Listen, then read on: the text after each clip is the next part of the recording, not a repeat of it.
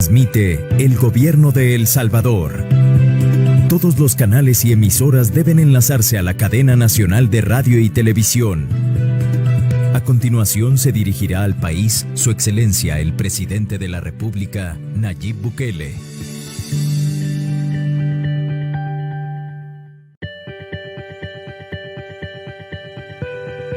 Transmite el Gobierno de El Salvador. Todos los canales y emisoras deben enlazarse a la cadena nacional de radio y televisión. A continuación se dirigirá al país Su Excelencia el Presidente de la República, Nayib Bukele.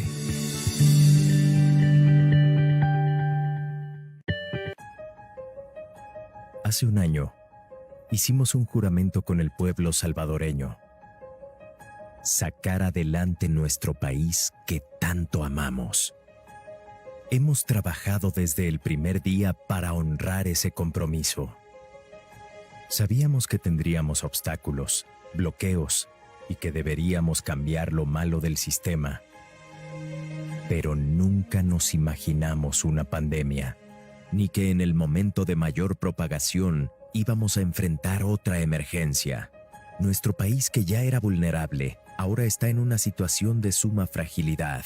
Estamos luchando con dos emergencias totalmente diferentes. La pandemia requiere distanciamiento social y quedarse en casa.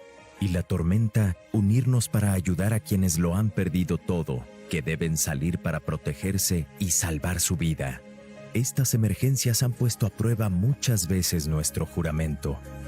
No hemos sido perfectos. Hemos tenido que tomar decisiones difíciles y actuar rápido antes de que fuera muy tarde. Son días difíciles para nuestro país y para nuestras familias más vulnerables. Suspendimos los pagos de servicios y préstamos y destinamos cientos de millones de dólares para que la gente comprara lo necesario. Los fondos que teníamos para proyectos ahora se ocupan para el bienestar social durante las emergencias, para que nuestra vida esté a salvo, que el riesgo de contagiarse sea el mínimo y que no nos falte comida en nuestra mesa, mientras mitigamos los daños de la tormenta y damos alivio a quienes han sido afectados. Estamos haciendo la distribución más grande de alimentos que hubiéramos podido imaginar. Es una labor titánica repartir 3.4 millones de paquetes alimentarios al mes, que ahora llegan a familias hasta el último rincón del país. Estamos entregando más paquetes agrícolas que nunca para que la producción de granos básicos en El Salvador no se detenga. La educación sigue, adaptándose a las condiciones de los estudiantes. Ahora tenemos una franja de televisión educativa en Canal 10 que acompaña las guías y clases en Internet. La pandemia cambió el mundo, pero nuestro país ya había empezado a cambiar. Antes, nadie hubiera imaginado días consecutivos sin homicidios en El Salvador. Ahora mayo cierra con la cifra de violencia más baja de nuestra historia. Mejoramos nuestra fuerza pública con más equipamiento. Recuperamos el control de los centros penitenciarios para reducir la violencia y otros ilícitos. Llevamos un año salvando vidas de la delincuencia. Antes abastecimos de medicamentos el sistema de salud y ahora los pacientes crónicos los reciben hasta la puerta de su casa. Lanzamos un plan nacional para mejorar la fuerza de profesionales de la salud. Hoy podemos dar una respuesta médica más rápida y eficiente. Estamos remodelando y equipando toda la red de hospitales que estuvo abandonada por décadas. Mejoramos la imagen del país ante los ojos del mundo. Logramos acuerdos que ningún gobierno había logrado. La economía empezaba a crecer. Habíamos recuperado la confianza del sector privado. Hicimos una gira por Asia para conseguir una millonaria cooperación y convenios para tantos proyectos. Con Guatemala obtuvimos un acceso al Atlántico, vuelos domésticos y paso libre entre fronteras. Estados Unidos quitó la alerta de viaje y nos dio una prórroga del TPS para el beneficio de cientos de miles de salvadoreños de nuestra diáspora y que incluso hoy nos permite mantener una buena parte de las remesas. Trabajamos tan duro para levantar nuestro país. Soñamos en grande y los salvadoreños empezaron a soñar con nosotros. Y todo lo que estábamos a punto de lograr se detuvo por la emergencia más grande que ha tenido el mundo entero en los últimos 100 años. Y ahora debemos enfrentar una tormenta tropical. Así como muchos han tenido que cerrar sus negocios, también nosotros hemos detenido tantos proyectos. No será fácil, pero cuando esto termine, vamos a levantarnos como siempre lo hemos hecho, para empezar de nuevo, en un mundo que ya no es el de antes. Retomaremos lo que estábamos haciendo bien, e incluso lo haremos mejor. Podremos poner en marcha proyectos como la nueva Biblioteca Nacional, Surf City, el aeropuerto, el tren del Pacífico, la planta potabilizadora de agua y hasta el nuevo Estadio Nacional. Cuando pasen las emergencias, seguiremos construyendo los periféricos Gerardo Barrios y Claudia Lars, el viaducto de los Chorros y hasta la presa El Chaparral, que tantos años fue símbolo de corrupción de los gobiernos anteriores. Tenemos que seguir dando lo mejor de cada uno. Es nuestro juramento con El Salvador desde el primer día. Haremos todo lo necesario, siempre. Primer año de gobierno. Presenciamos en este momento el ingreso del presidente de la República a la sala de crisis de Casa Presidencial.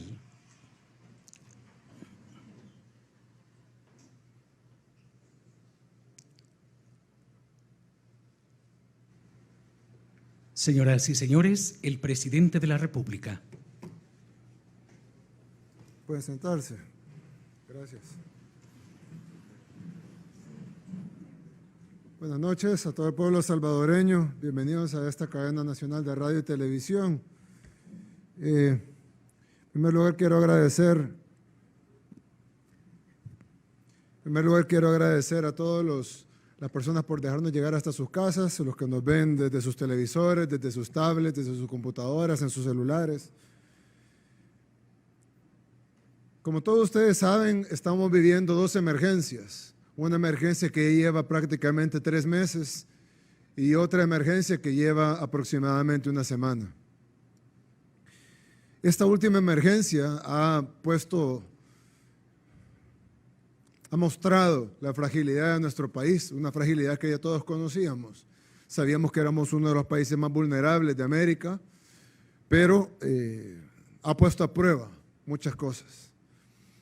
En esta cadena nacional queríamos brindar un informe a la población sobre lo que estamos haciendo, lo que vamos a hacer, qué es lo que está sucediendo, qué es lo que viene y buscar a la vez las mejores soluciones para el pueblo salvadoreño.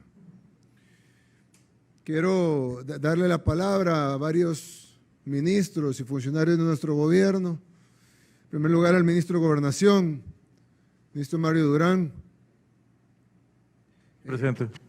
Quisiera que nos diera un estatus de la situación, cuántas personas hay afectadas, cuántos albergues, cuántas personas hay en los albergues, cuántas familias tenemos afectadas directamente por las lluvias y más o menos cómo está el estatus de todo eso.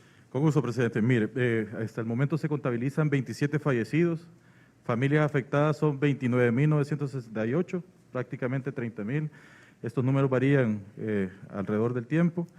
El número de los albergues utilizados hasta este momento son 269, tenemos disponibles 1.000 en todo el territorio nacional. El total de personas albergadas en este momento son 12.154. Perdón, ministro. Sí. Perdón la interrupción. Son 29.000 familias, aproximadamente 30.000, estaríamos hablando más o menos de 100 y pico mil personas afectadas directamente, pero solo hay 12.000 y pico de personas albergadas. Sí, la situación... ¿Qué pasa con el otro 88.000, 90.000 personas que estarían afectadas que no están en los albergues? La situación se presenta de la siguiente manera, presidente. A nivel nacional nosotros hemos encontrado afectaciones mínimas o medianas, ¿verdad? Muchas de las personas no se albergan y otra de las situaciones que se presentan es que al final encuentran tal vez algún familiar a donde irse a refugiar. Así que nosotros contamos 30.000 personas afectadas prácticamente, 30.000 familias, y de estas solo 12.154 se encuentran registradas dentro de los albergues que están siendo utilizados en este momento. Las afectaciones son de diferentes índoles, así que nosotros igual las contabilizamos porque siempre van a requerir de la ayuda de este gobierno.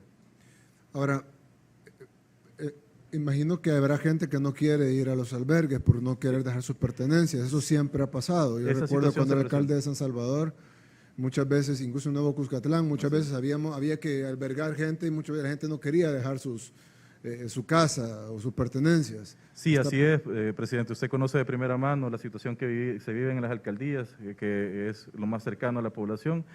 Cuando se encontraba en San Salvador, por ejemplo, y esta situación se presenta a nivel nacional también, muchas de las personas no quieren dejar sus casas precisamente por no desalojar, por no dejar sus pertenencias en el lugar. Aún así, nosotros como gobierno estamos dando seguridad a todas las personas que se quieran ir a un albergue y por supuesto estamos creando las condiciones óptimas en cada uno de los lugares para que ellos se sientan de la mejor manera. Yo creo que hay algo que tenemos que tener en claro todos.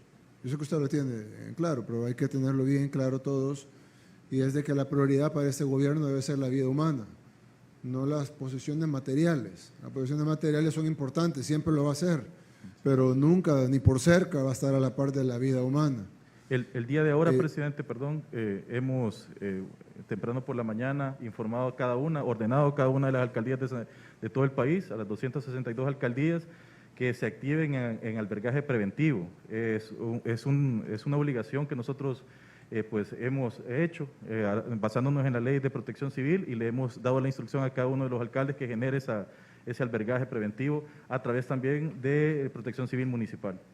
Si el riesgo es moderado o bajo, pudiéramos hacer el albergue preventivo voluntario. Así es.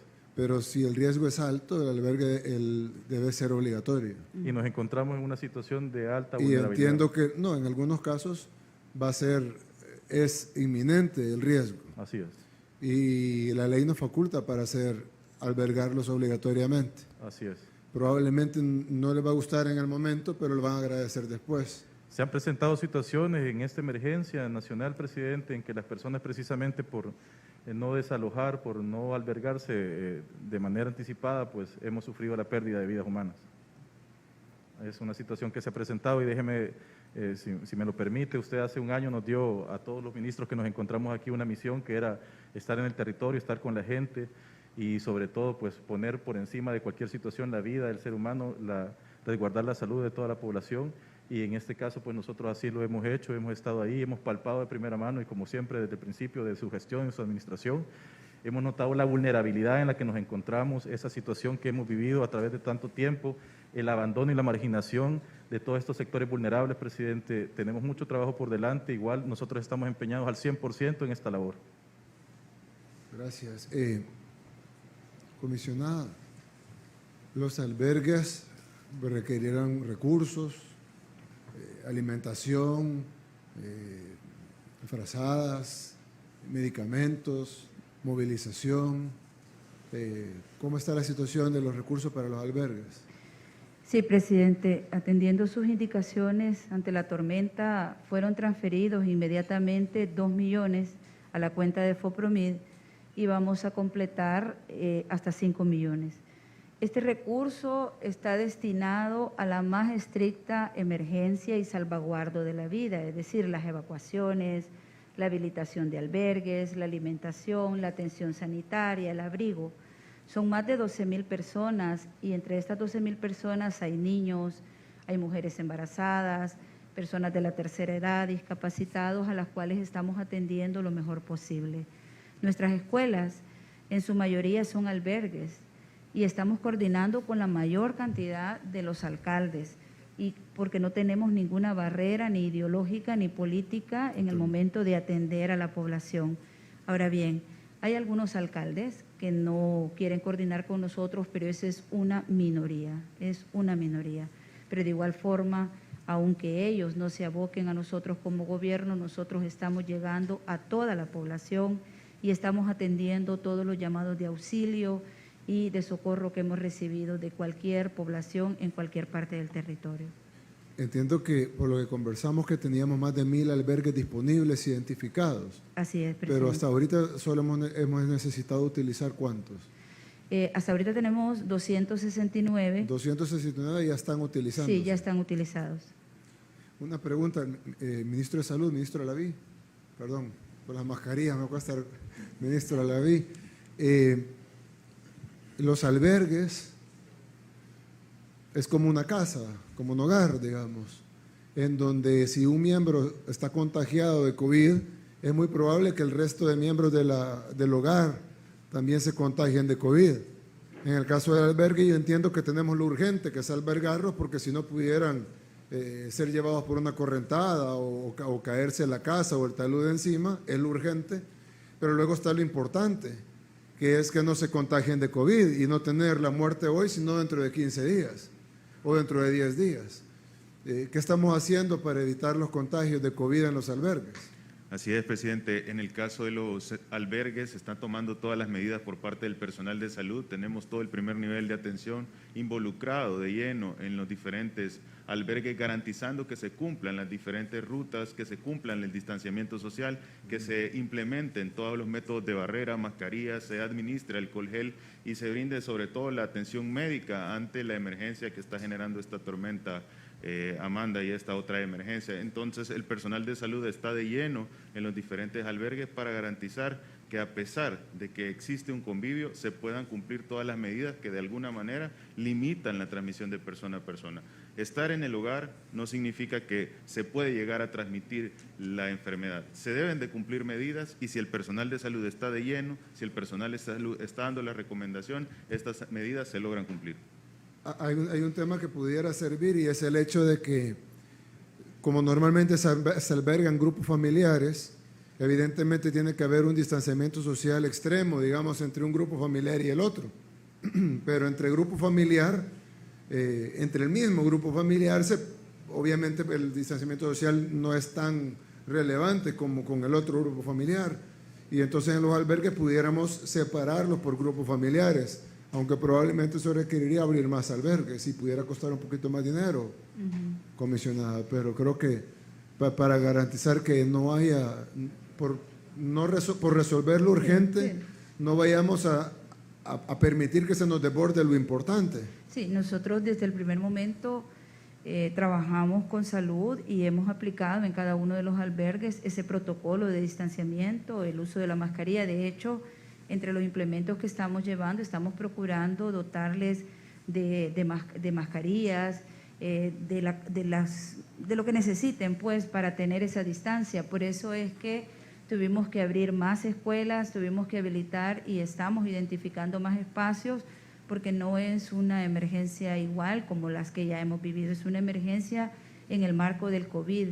Y nosotros, incluso para llevarlas, todo lo que le llevamos, toda la atención que le damos, estamos exigiendo y le estamos pidiendo permanentemente también a las comisiones de protección civil municipales que nos ayuden a garantizar el distanciamiento y las medidas de protección. De hecho, son 3 emergencias, porque está el COVID, está la tormenta tropical Amanda y ahorita estamos bajo los efectos de la tormenta tropical Cristóbal. Así es, así es.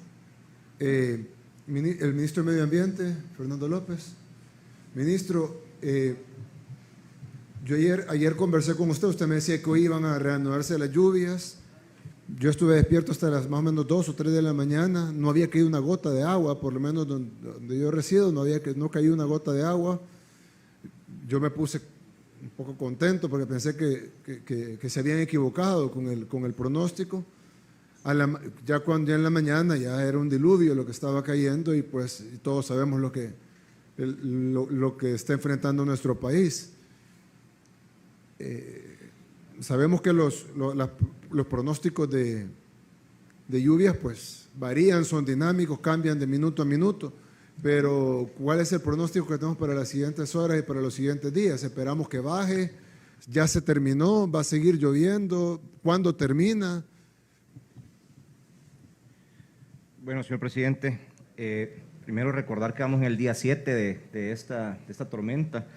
En estos días han caído pues en algunos puntos de nuestro país casi el 40% del promedio anual.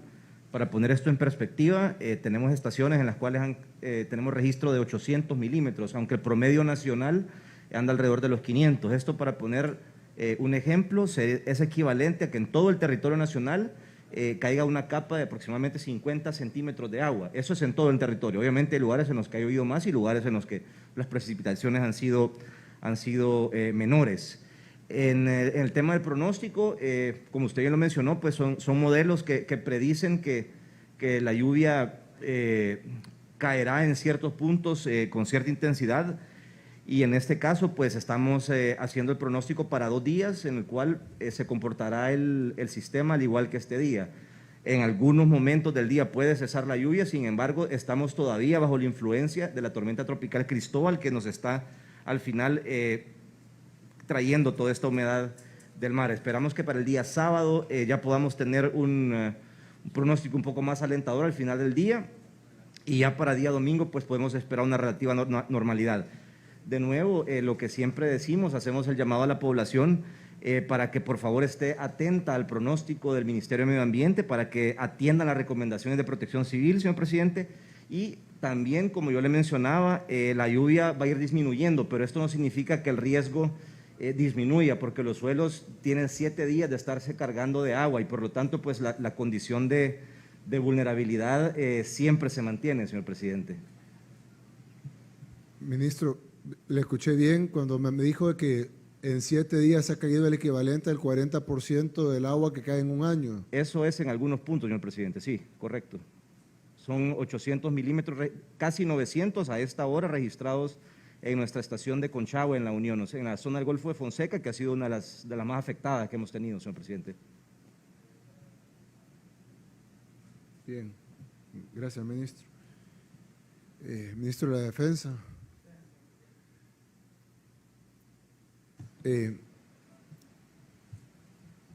Yo creo que siempre lo hemos visto, cuando hay un desastre, la Fuerza Armada, cuando hay un problema, la Fuerza Armada, cuando hay una calamidad, la Fuerza Armada, cuando hay que proteger la frontera, la Fuerza Armada, cuando hay que repartir alimentos, la Fuerza Armada. Y yo sé que hay un número limitado de elementos de la tropa, pero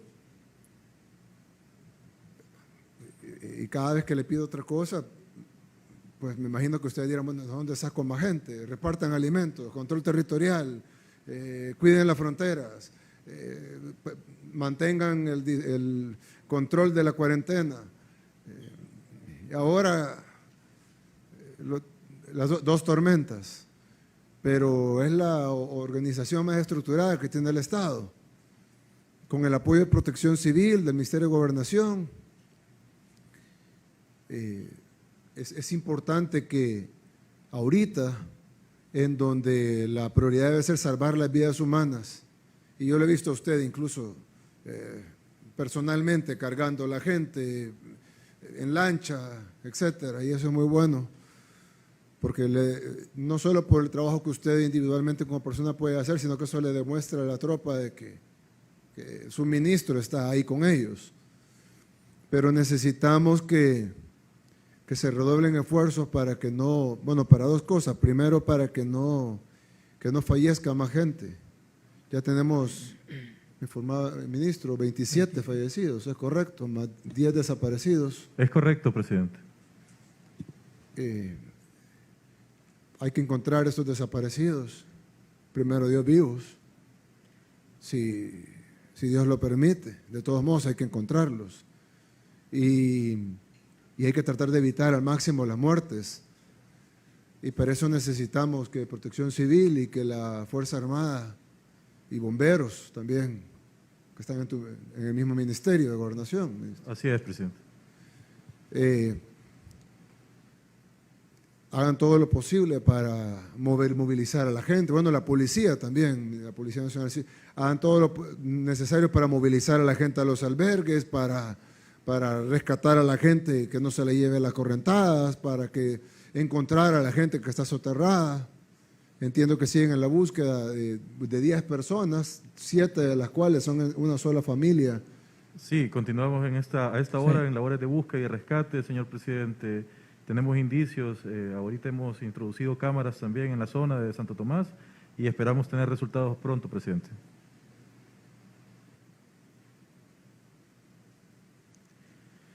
Bien, gracias, ministro.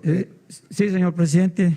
El día de ahora hicimos un despliegue completo de la unidad de rescate humanitario de la Conferencia de las Fuerzas Armadas Centroamericanas. Esta unidad, señor presidente, está con estándares de Naciones Unidas para hacer este tipo de operaciones y ha desplegado todo su equipo, lo cual ha permitido que se estén realizando las tareas de búsqueda y rescate.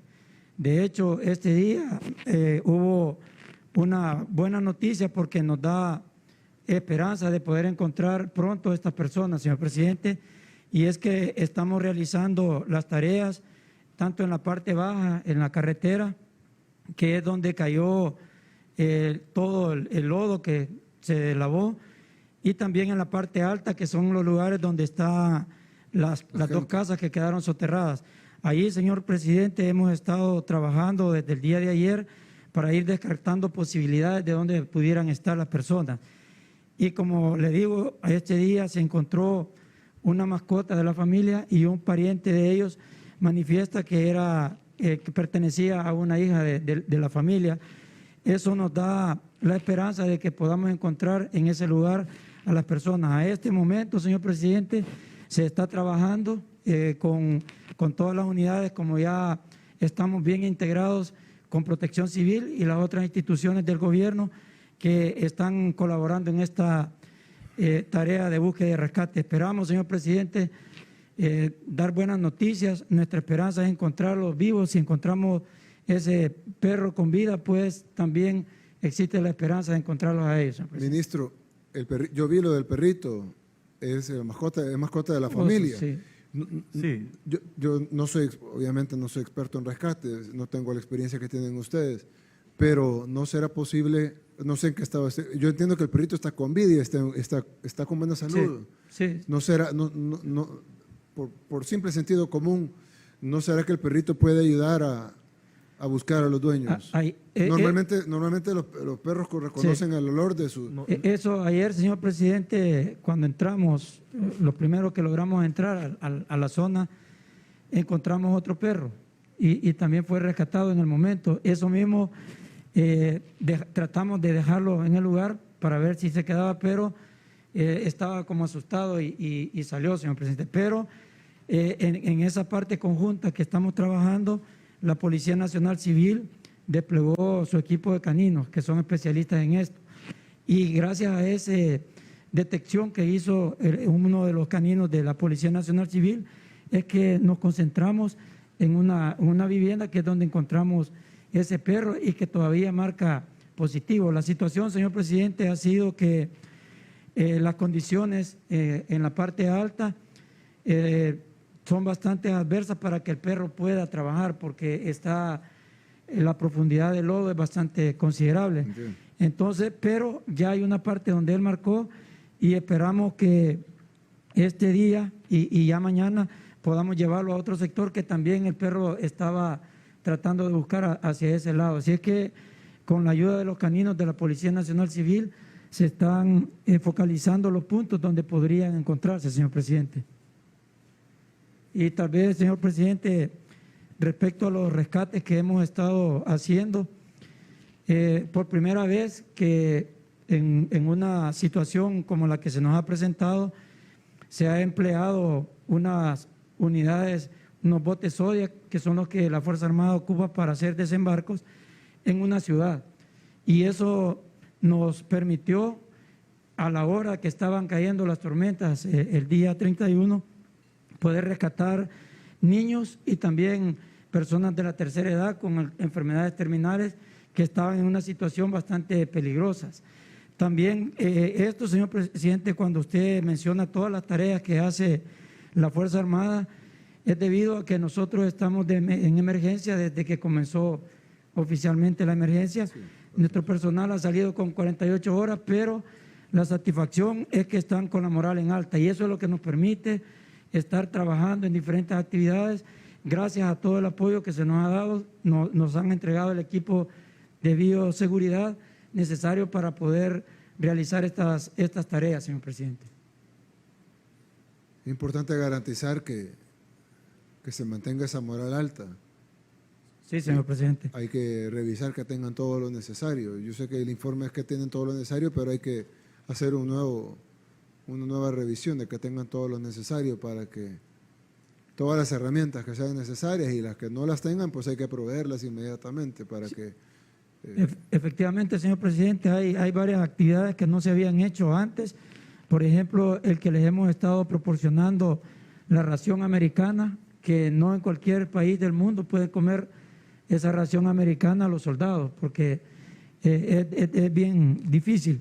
Se las hemos estado llevando a los lugares más recónditos del territorio y han estado cumpliendo esa labor bien importante de proteger nuestras fronteras. Y de igual manera, otro equipo que le hemos entregado de manera individual a cada uno, señor presidente, el alcohol gel, su bote particular, para que puedan estar protegiéndose y de esa manera continuar realizando las labores en las que estamos empeñados. Gracias, ministro. Ministro de Obras Públicas, Romeo,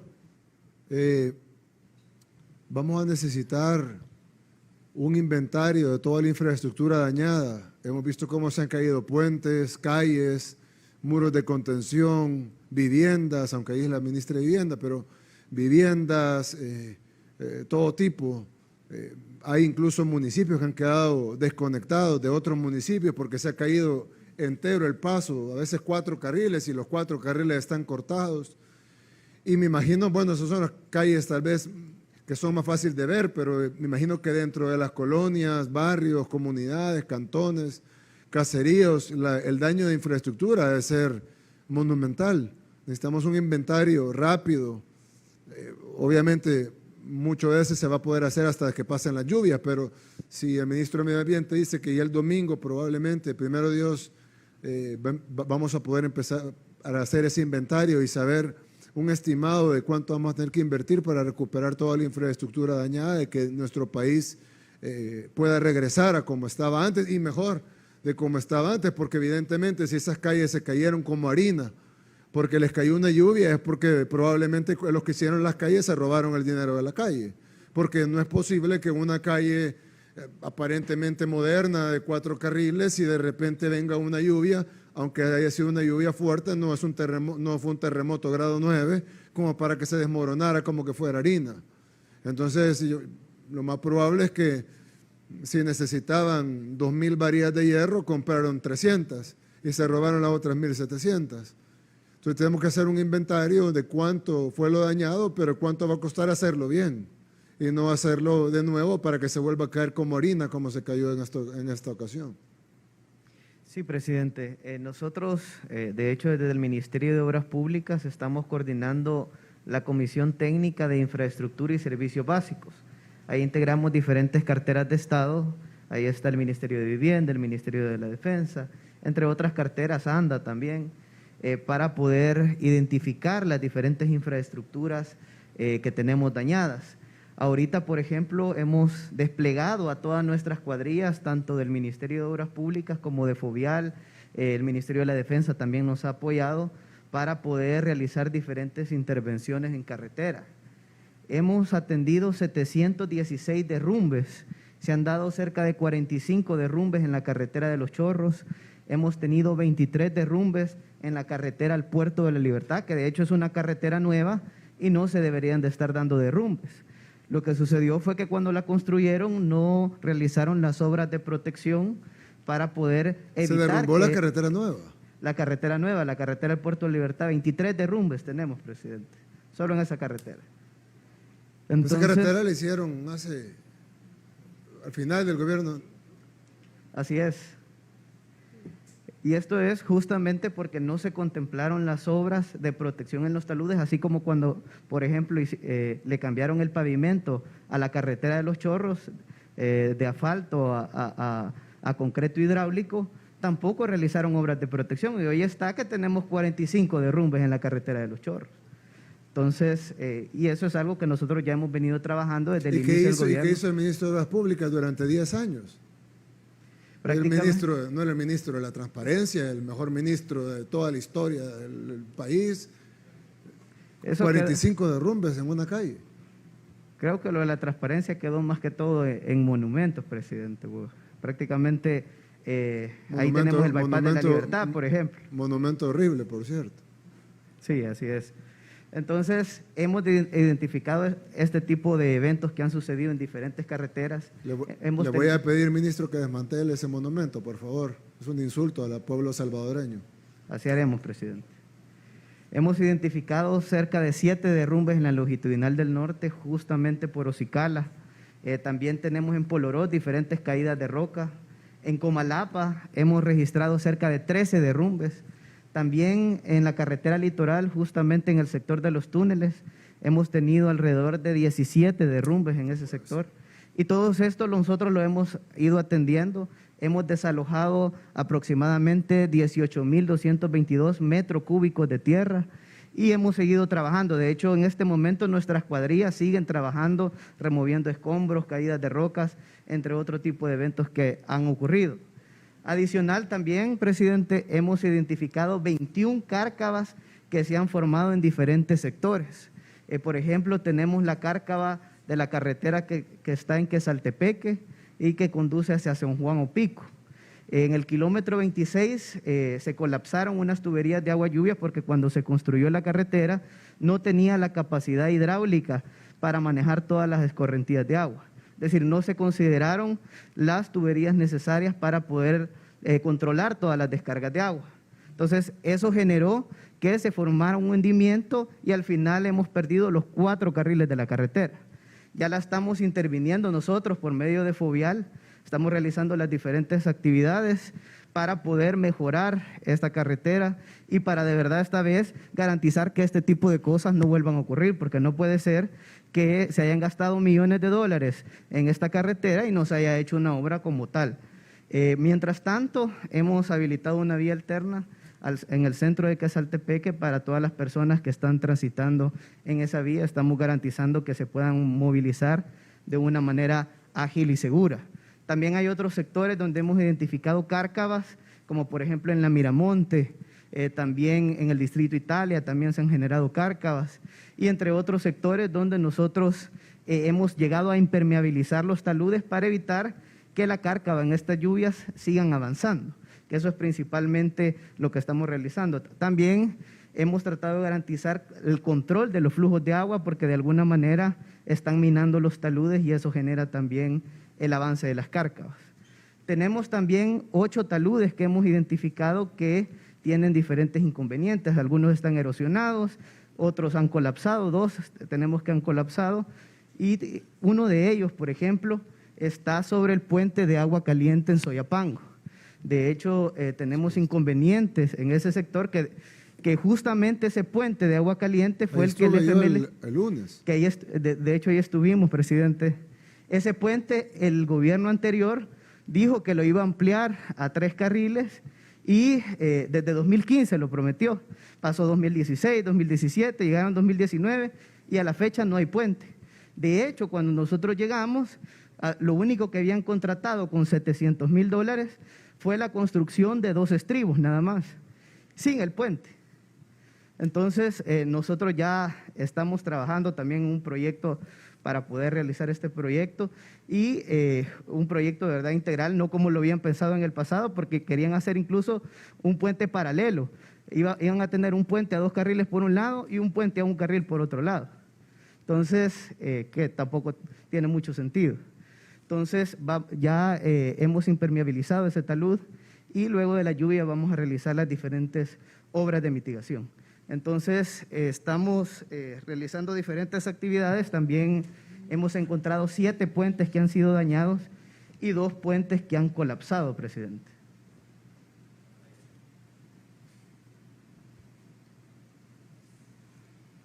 Yo creo que va a tener una labor titánica después de esta lluvia, ministro. Hay que hacer un inventario completo, no solo de las obras emblemáticas como la carretera del Puerto de Libertad o la carretera de los Chorros, o el puente de Aguascalientes, sino cantones, entradas a municipios, comunidades, cárcavas, taludes, muros de contención. Nuestro pueblo no puede seguir viviendo en esta vulnerabilidad. Yo sé que cayeron como nos informó el ministro de Medio Ambiente, 800 milímetros, ¿es correcto, ministro? En algunos puntos, promedio nacional 500, presidente. 500 milímetros, gracias, ministro. 500 milímetros de agua de promedio, pero estoy seguro que en otros países cae esa cantidad de agua y no pasa lo que pasa acá, no se desmorona toda la red vial del país y se desmoronan las casas y caen a los ríos porque caigan 500 milímetros de agua. No debe ser así, nuestro pueblo no puede vivir en esa vulnerabilidad. Y lo vemos en las colonias y residenciales buenas, a lo mucho han tenido problemas en el jardín o alguna gotera, pero no hemos visto casas que se hayan ido en la correntada. Es decir, acá hay una clara desigualdad en la vulnerabilidad, en donde muchos vivimos en lugares totalmente seguros y hay gente que vive en una vulnerabilidad total en donde si se levanta el río se va a la casa. No podemos permitir que eso sea así y eso probablemente va a requerir de una labor titánica y recursos inmensos, pero no podemos pasar como 10 años y dejar al país igual de vulnerable. Es decir, tenemos que resolver ese tema y sé que París probablemente va a ser la tarea más difícil que va a tener. Eso es mucho más difícil que hacer un periférico, o hacer un viaducto, o hacer un bypass, o hacer una nueva carretera. Es mucho más, es algo que se va a ver menos y que va a ser una labor mucho más titánica, pero va a ser más importante porque estamos hablando de la vida y de la seguridad de nuestro pueblo. Y eso vale mucho más que cualquier carretera o cualquier obra vial que también tiene que hacer y es importante que la haga para el crecimiento económico y el desarrollo de nuestro país, pero nunca va a ser más importante que la vida de nuestro pueblo.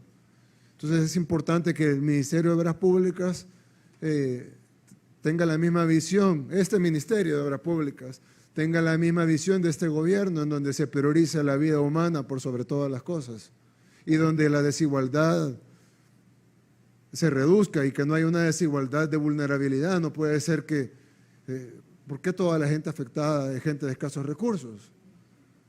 ¿Por qué? Si la lluvia ha caído en todo el país, es decir, las nubes no solo están en una zona, evidentemente es porque se han permitido construcciones donde no se debió haber permitido, evidentemente es porque no se han hecho las obras de mitigación en donde se debieron haber hecho, o porque se desviaron las aguas a donde tal vez en gobiernos anteriores importaba menos, pero para nosotros no, toda vida humana vale lo mismo.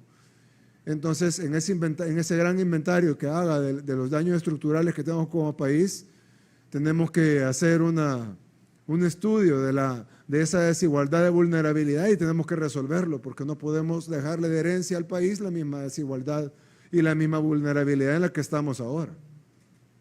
Así haremos, presidente. Gracias, ministro. Ministra Michelle, ¿cuántas viviendas están dañadas? Yo he visto al principio en la primera conferencia de prensa que tuvimos en la Comunidad Nueva Israel, hablábamos de 200, 300 viviendas, luego hablábamos de 500, luego hablábamos de 1000, luego hablaban de 2000. Creo que el número ya se nos fue ya muy para arriba. ¿Cuántas viviendas están dañadas? Sí, señor presidente. Buenas noches. Fíjese que lo que nosotros estamos haciendo es que luego de que nos reportan una comunidad, como cuando fuimos con usted a las 2 comunidades que hemos ido, el ejemplo de la Nueva Israel, al principio teníamos 50 viviendas destruidas completamente. Llegamos al número de 59 viviendas totalmente destruidas, 73 con daños menores, otras con riesgo inhabitable 163, con daños de reparaciones de techos, paredes y que siempre sobre zonas de riesgo, otras 54. Entonces, este censo lo estamos sacando al día siguiente que nos reportan una comunidad.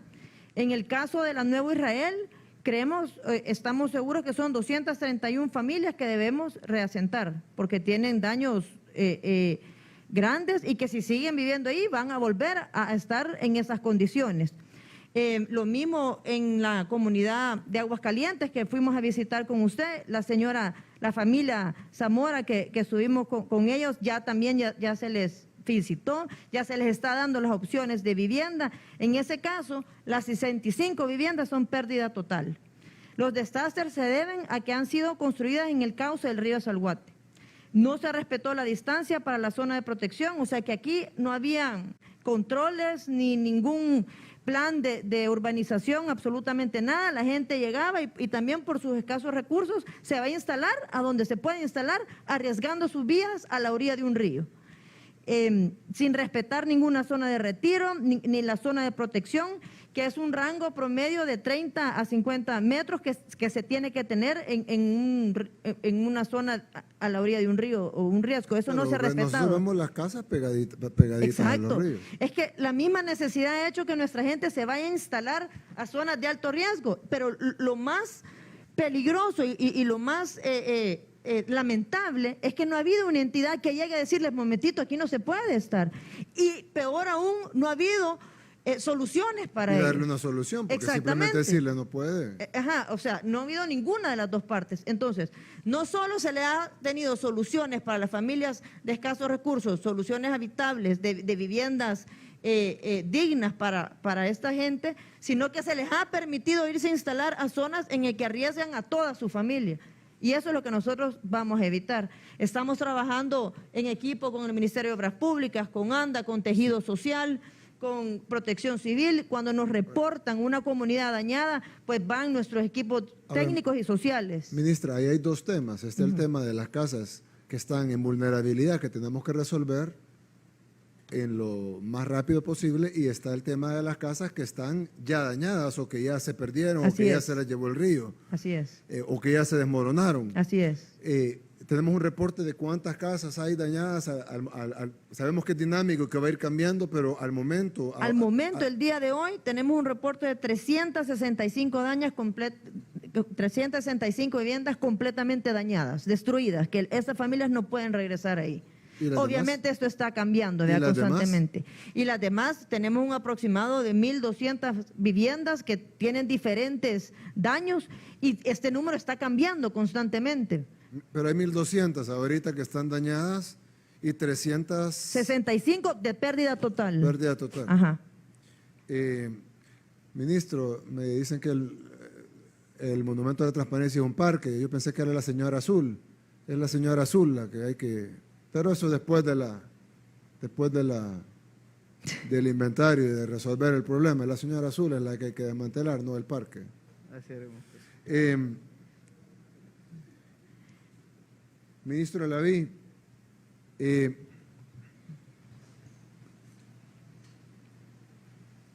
hecho que tengamos esta emergencia urgente no nos quita que tenemos la otra emergencia importante, que es el tema del COVID-19. ¿Cómo estamos en eso? La red de hospitales, vi que ya se inauguró la nueva área en el Hospital Rosales, que se remodeló el área del Hospital Rosales. Bueno, vi un cambio muy significativo. Sí, definitivamente, presidente, el sistema de salud se está desarrollando y se está desarrollando en plena emergencia no solo sanitaria, sino que en una emergencia en el caso de la tormenta Amanda. Y pues todo esto ha sido una labor titánica, una labor que se está realizando por un trabajo articulado por diferentes instituciones. El Ministerio de Salud da los lineamientos, el apoyo, el Ministerio de Obras Públicas nos está ayudando con todo este trabajo por parte de la adecuación, y no solo es una adecuación, sino que viene siendo la creación de infraestructura, también el funcionamiento de áreas que nunca se habían tenido en el sistema de salud, como es el caso de las unidades de cuidados intensivos a la cual usted comenta, presidente. El día de ahora se inauguraron 21 unidades de cuidados intensivos en el Hospital Rosales, en un área totalmente diferente. Son las que, perdón, ministro, que me interrumpí, son las que el embajador de Estados Unidos nos hizo la entrega de los ventiladores mecánicos. Correcto, presidente. Bueno, nos dieron 250, pero 21 se llevaron ahí a esa unidad del Hospital Rosales. Sí, esa es una parte de la unidad. También tenemos dentro de esa área 26 camas de unidad de cuidados intermedios y asimismo 12 unidades para cuidados especiales. Esta es una unidad de cuidados intensivos bien diseñada para el manejo de la pandemia de coronavirus y también va a ser una unidad de cuidados intensivos que va a servir para el sistema de salud.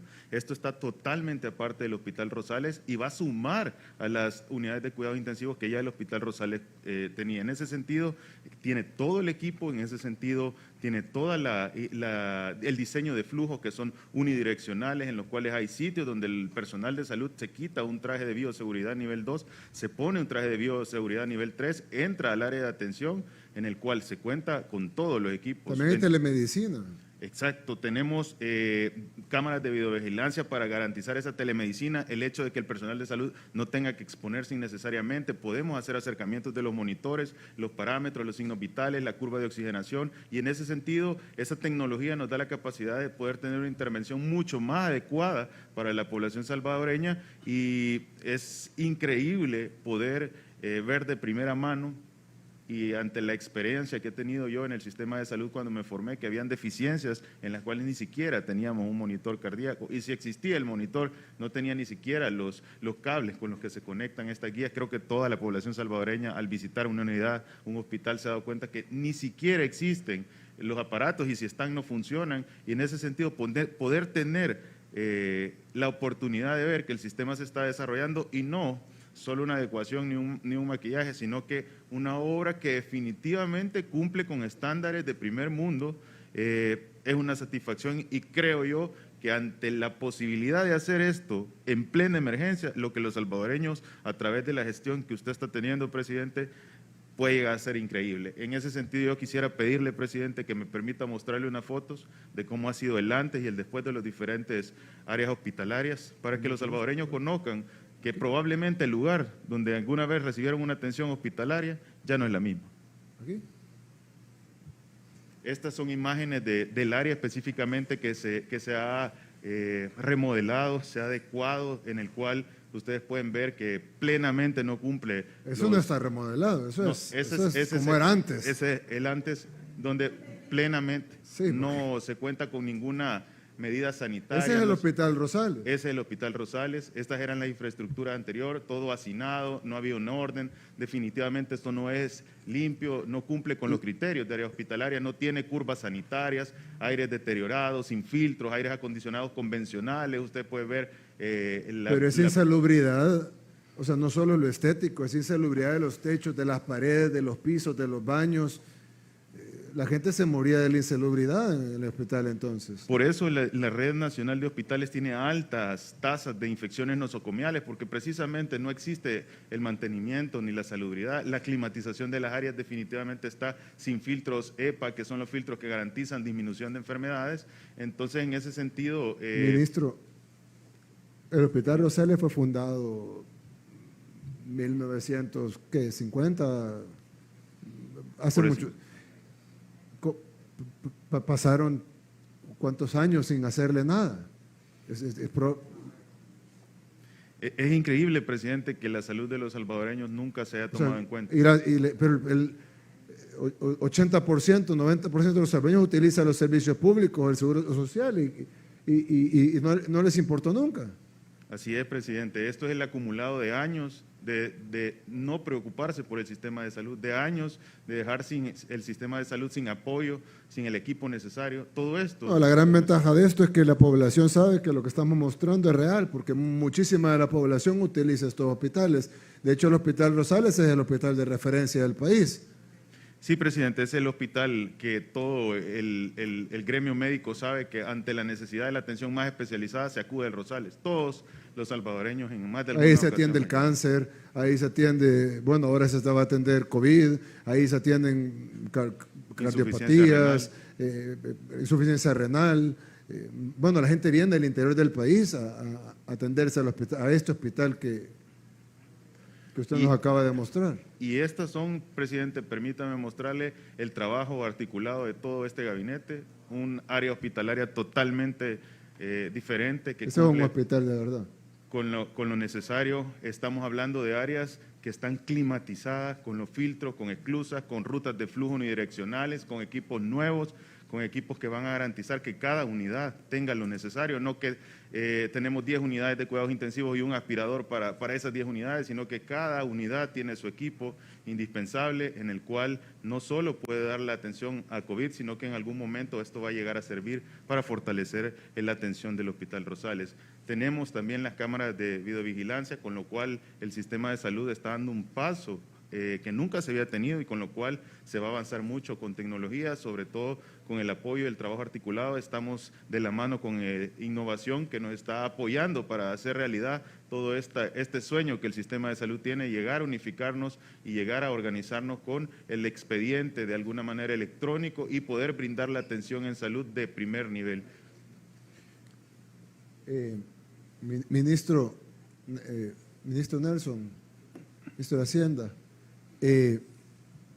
nosotros, junto con el ministro de Alaví y con el ministro Romeo Herrera de Obras Públicas, tenemos un plan que se ha estado haciendo, comisionada, para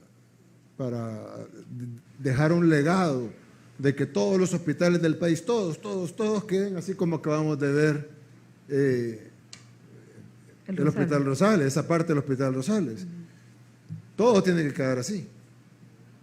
Y no solo todo el Rosales, sino el San Juan de Dios, el San Camil, el San Rafael, todo. Es decir, que los 30 hospitales, son 30, ¿no? 30. Sí, son 30. Los 30 hospitales de la Red Nacional Pública de Salud estén como acabamos de ver el área, ¿no? Así. Y eso va a requerir recursos. Ya estamos trabajando en una operación, presidente, para poder alcanzar a cubrir toda la red hospitalaria. En los próximos días usted dará el anuncio una vez que termine, digamos, esta etapa de crisis. Le vamos a presentar a la población salvadoreña un paquete en materia de salud pública. Sí, porque necesitamos que la gente, el salvadoreño que no tiene dinero para pagar una salud privada, vaya y encuentre un hospital así, como el que nos acaba de mostrar el ministro. Presidente, nos entregaron un hospital Saldaña sumamente deteriorado, un hospital que daba atención para enfermedades infectocontagiosas. Ese es el Saldaña. Como lo es, correcto, presidente, como lo es la tuberculosis en el territorio. Ustedes pueden ver áreas totalmente destruidas. ¿Qué es eso? Esas son las áreas de espera de los pacientes, las cuales no cumplen ningún criterio, ninguna Pero ¿y cómo no condición. está presa toda esta gente? Esas son las series de ¿Cómo pueden dejar eso así? Manejaron los mismos presupuestos que manejamos nosotros. No tenían crisis económica como tuvimos nosotros, tuvieron una década. ¿Cómo pudieron dejar eso así? Es que la gente me dice, presidente, no se enoje cuando hable, pero ¿cómo no se ve enojar uno cuando uno ve eso? Es que si uno no le causa indignación, no tiene sentimientos.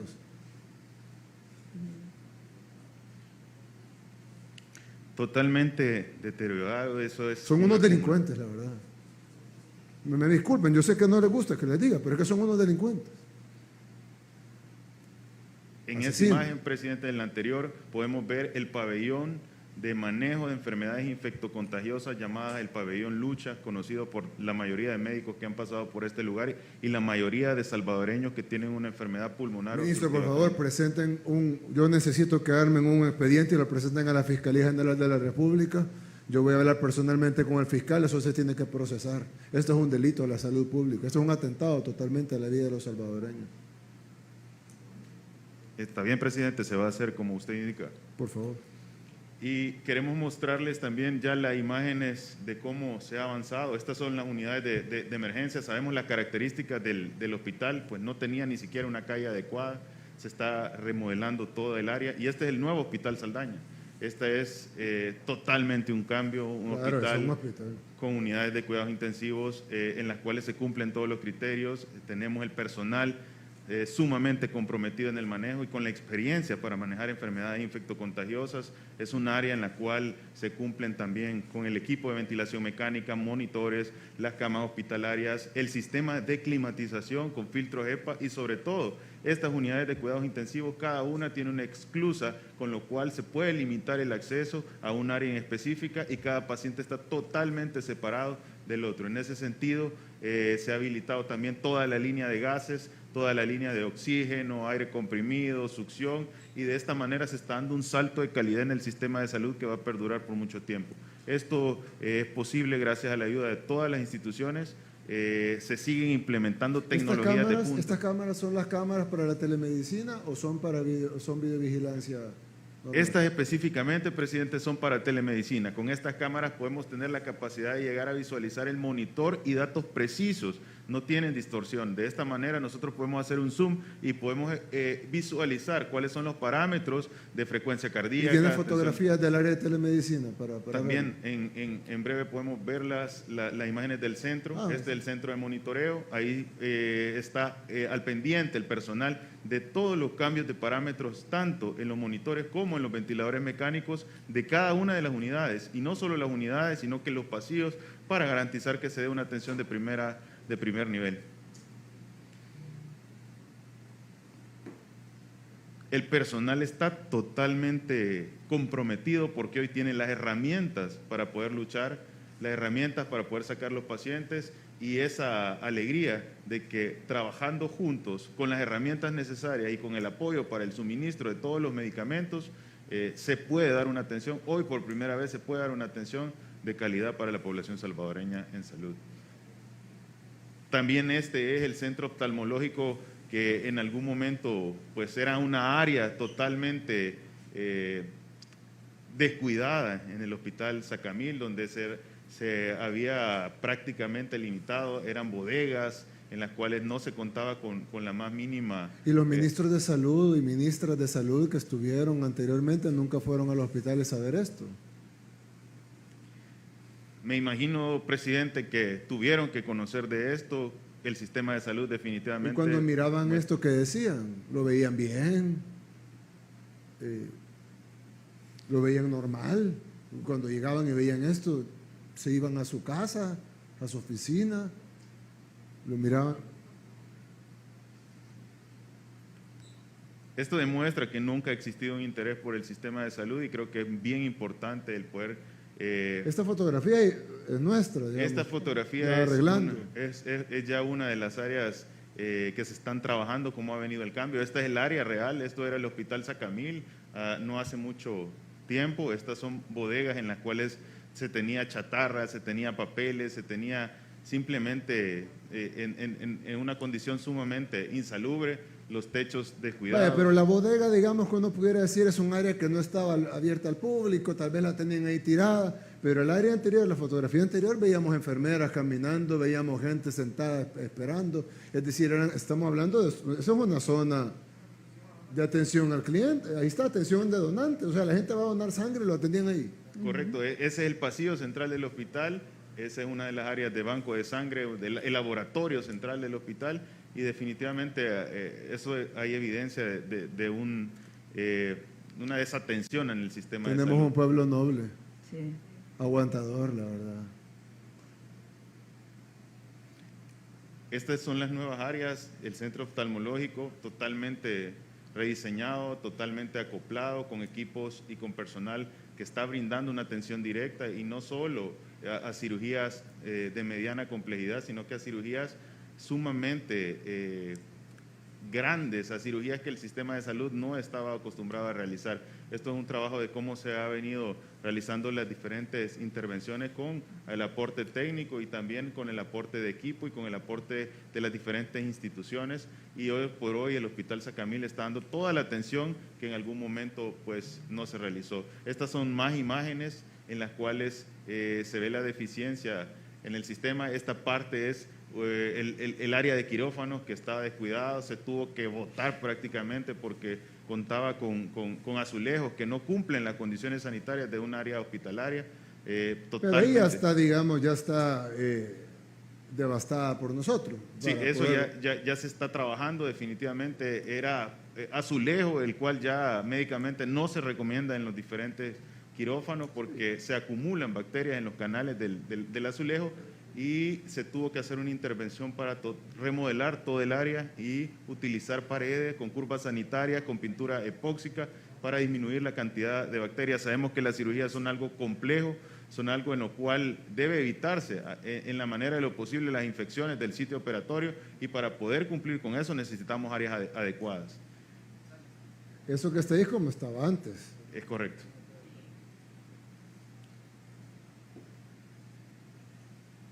Y estas son las nuevas imágenes, estas son las áreas de quirófano nuevas, totalmente con sus curvas sanitarias, con pintura epóxica, con puertas, puertas metálicas de acero inoxidable algunas. Estas son las que están al exterior y las que están directamente. Es un quirófano de primer mundo, con equipo de primer mundo, y esto ya está en funcionamiento. Son áreas en las cuales se va a fortalecer un quirófano, bueno, son 2 salas de quirófanos inteligentes en las cuales se van a realizar cirugía cardiovascular, cirugías gastrointestinales avanzadas, al igual que toda la rama de cirugías que ya se realizan por el segundo nivel de atención. Esto solo es una muestra de lo que está realizando y del desarrollo que está teniendo el sistema de salud, que nunca había existido en nuestro territorio. Muchas gracias, ministro. Sí quisiera pedirles que toda la red, el 100%, porque me imagino que falta, y entonces hay que garantizar esos recursos para que toda la red de hospitales públicos podamos mostrarla con orgullo y que se vean modernos, de primer mundo, dignos, que es lo menos que merece nuestra gente. Así será, presidente. Gracias. El ministro de Agricultura, Pablo.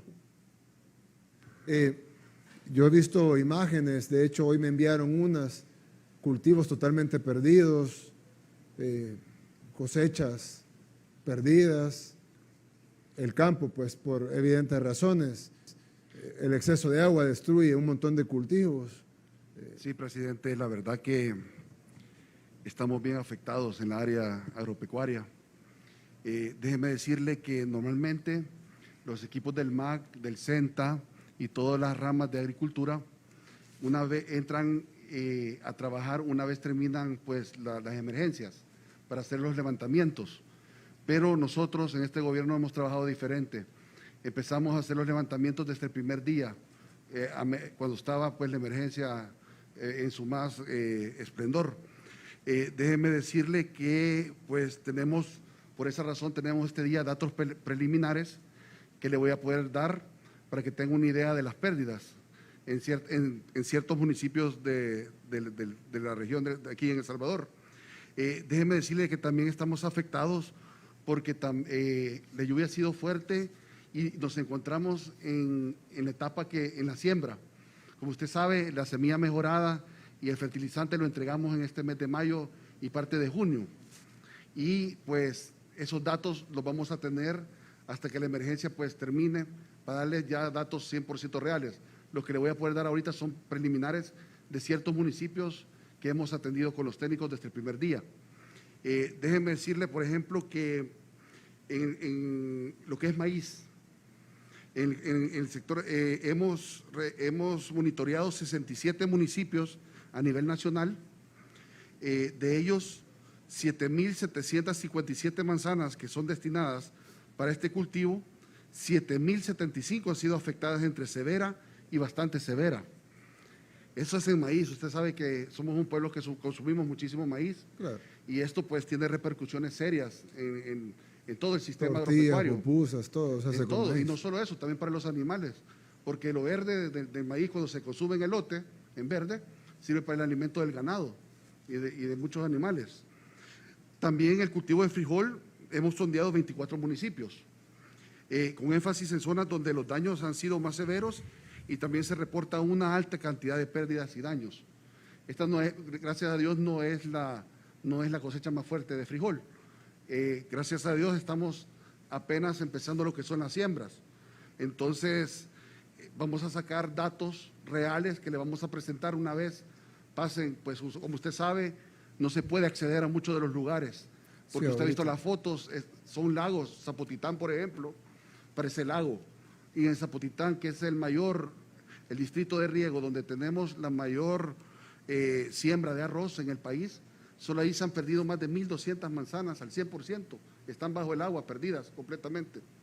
Entonces, sí tenemos afectaciones graves. En el ganado, por ejemplo, se han muerto más de 100 reses, ¿verdad? Y esto sigue creciendo todos los días porque los reportes siguen entrando de los diferentes municipios que visitamos, de los reportes de los ganaderos, en lo que es el rubro de las aves, hay más de 2.500 aves muertas. En el café, que es tan importante, no ha sido afectado tanto lo que es la producción, pero sí el exceso de humedad. Presidente, vamos a tener que tomar medidas, como hemos hecho todos los años con la roya, ya que el exceso de humedad pues, hace que salten los casos de roya en el café. Decirle también que la tormenta, pues al menos más de 176 productores individuales y 2 asociaciones productoras han tenido daños ocasionados por fuertes vientos y deslizamientos de tierra. Yo personalmente fui a Zapotitán hace 2 días, fui a verificar personalmente con las personas que están en el sector 5 y la verdad que estaba inundado completamente. Nos reunimos con los productores, llevamos a personas del Banco de Fomento Agropecuario que nos acompañaron y estuvimos reunidos con todos ellos. Déjenme decirles que ellos solicitaron maquinaria pesada. Yo inmediatamente pues me comuniqué con el ministro Romeo, gracias Romeo, porque inmediatamente pues ya nos hizo llegar la maquinaria pesada para desolvar los ríos. Esta maquinaria va a estar trabajando más de 15 ¿Maquinaria días. del MOP? Sí, del MOP. Lo estamos colaborando porque nosotros tenemos… Así tiene que ser, trabajen Claro. todos de la mano. Claro. Interinstitucional, si uno tiene maquinaria y la ocupa el otro, o uno tiene recursos humanos y le ocupa el otro, o recursos financieros incluso. Tratemos de claro. Cada quien que ponga lo que pueda y apoya al otro. Así nos ha dicho usted siempre y así lo hemos hecho. Romeo nos ayudó muchísimo. Déjeme decirle que solo con esa máquina pues estamos, más de 1.000 manzanas de cultivos están siendo beneficiadas y más de 5.000 personas, solo con esa maquinaria que mandó Romeo, con una. Y decirle pues que la verdad pues los daños son graves. Esperemos que los reportes, para darle ya un dato preliminar con cifras monetarias y ser más exactos, pues, pero tenemos que esperar que termine las lluvias para hacerlo. Gracias. Vamos a tener que hacer… Yo entiendo que la cosecha algunas ya no se pueden recuperar porque ya pasó la fecha, otras no se afectaron porque todavía no es la fecha, otras sí se pueden recuperar. Caso del maíz, por ejemplo, creo que se puede resembrar. Sí, presidente. Ya que el maíz depende de la época lluviosa y la época lluviosa apenas empieza. Correcto. Pero vamos a tener que hacer un plan de recuperación del agro.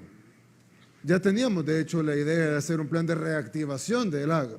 Correcto. Pero ahora tenemos que pensar en un plan de recuperación del agro y un plan de reactivación del agro a la par. Claro. Porque lo queremos reactivar a como era en sus mejores tiempos, pero primero tenemos que recuperar lo que acabamos de perder en estos 7 días. Acabamos de perder lo poco que teníamos, presidente, porque déjeme decirle que hemos heredado una agroindustria y agricultura con una importación del 75% de la comida la importamos. Cuando hace 30 años El Salvador, 40 años era un líder en la región agrícola. Hoy somos los mayores importadores en Centroamérica. Entonces tenemos que darle vuelta a la matriz agro para volver a producir nuestros alimentos. Más ahorita, en la época que nos encontramos como el COVID-19, con virus y pandemias. Hay una posibilidad de hambruna mundial, según la FAO. Sí, hay países, presidente, que se reporta que va a haber hambruna. Y no necesariamente por falta de alimentos, presidente, sino que por la misma logística.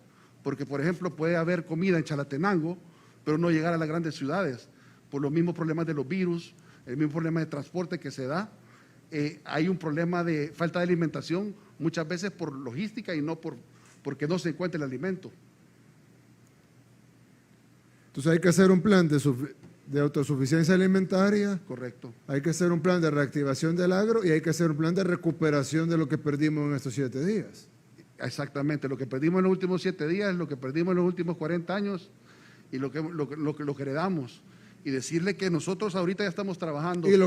Y prepararnos para lo que está perdiendo el mundo, porque si somos un país importador, netamente importador de prácticamente el 75% de los alimentos, sí, nos va a venir a golpear en una tercera crisis cuando nos toque comprar alimentos caros y la gente va a tener el mismo dinero o menos para comprar la misma cantidad de alimentos a un precio mucho más alto. Ya lo estamos sufriendo, presidente, con algunos productos, de que un país vecino pues se limita a dejarnos pasar rápido el producto, porque sabe que en El Salvador somos importadores natos entonces se limitan, nos llevan por partes. Y eso pues la verdad que tenemos que trabajar en la seguridad alimenticia, es necesario ahorita más que nunca. Vamos a hacer un comité una mesa para ver eso. Gracias a Dios contamos con la reserva estratégica. Sí, yo sé, que compramos, sí, gracias a Dios. Y déjeme informarle que este día arribó a Cajutla, pues tenemos bastantes contenedores de arroz que están entrando. Tenemos arroz, maíz y frijol, básicamente, sí, en la reserva estratégica. Sí, todos están entrando ahorita, está entrando todo semanalmente el producto, ¿verdad? Y tenemos... Pero hay que pensar en algo más. La reserva está bien, porque claro, quiere decir que no va a haber hambre, pero hay que hacer algo más ambicioso. Por ejemplo, aquí importamos el 95% de los plátanos que comemos. Correcto. Cuando se pudieran producir perfectamente acá, o por lo menos una buena parte. Es decir, no solo quedarnos en maíz, arroz y frijol, no, claro, y café, sino que ser un poquito más amplios en la producción de alimentos que igual vamos a consumir nosotros. Uno de los mayores productores de plátano, Barrasiega, pues mandaron unas fotos, se cayeron toditos los platanares, y la verdad que todo el agro ha sufrido, como le digo, las ganaderías han tenido que sacar a los animales de las ganaderías, de las salas de ordeño, de sus corrales, porque el agua llegó pues a 1 metro y han tenido que llevarlo a niveles más altos porque los ríos se estaba llevando a los animales, y por eso se han perdido más de 1 centenar o medio millar de animales a nivel nacional.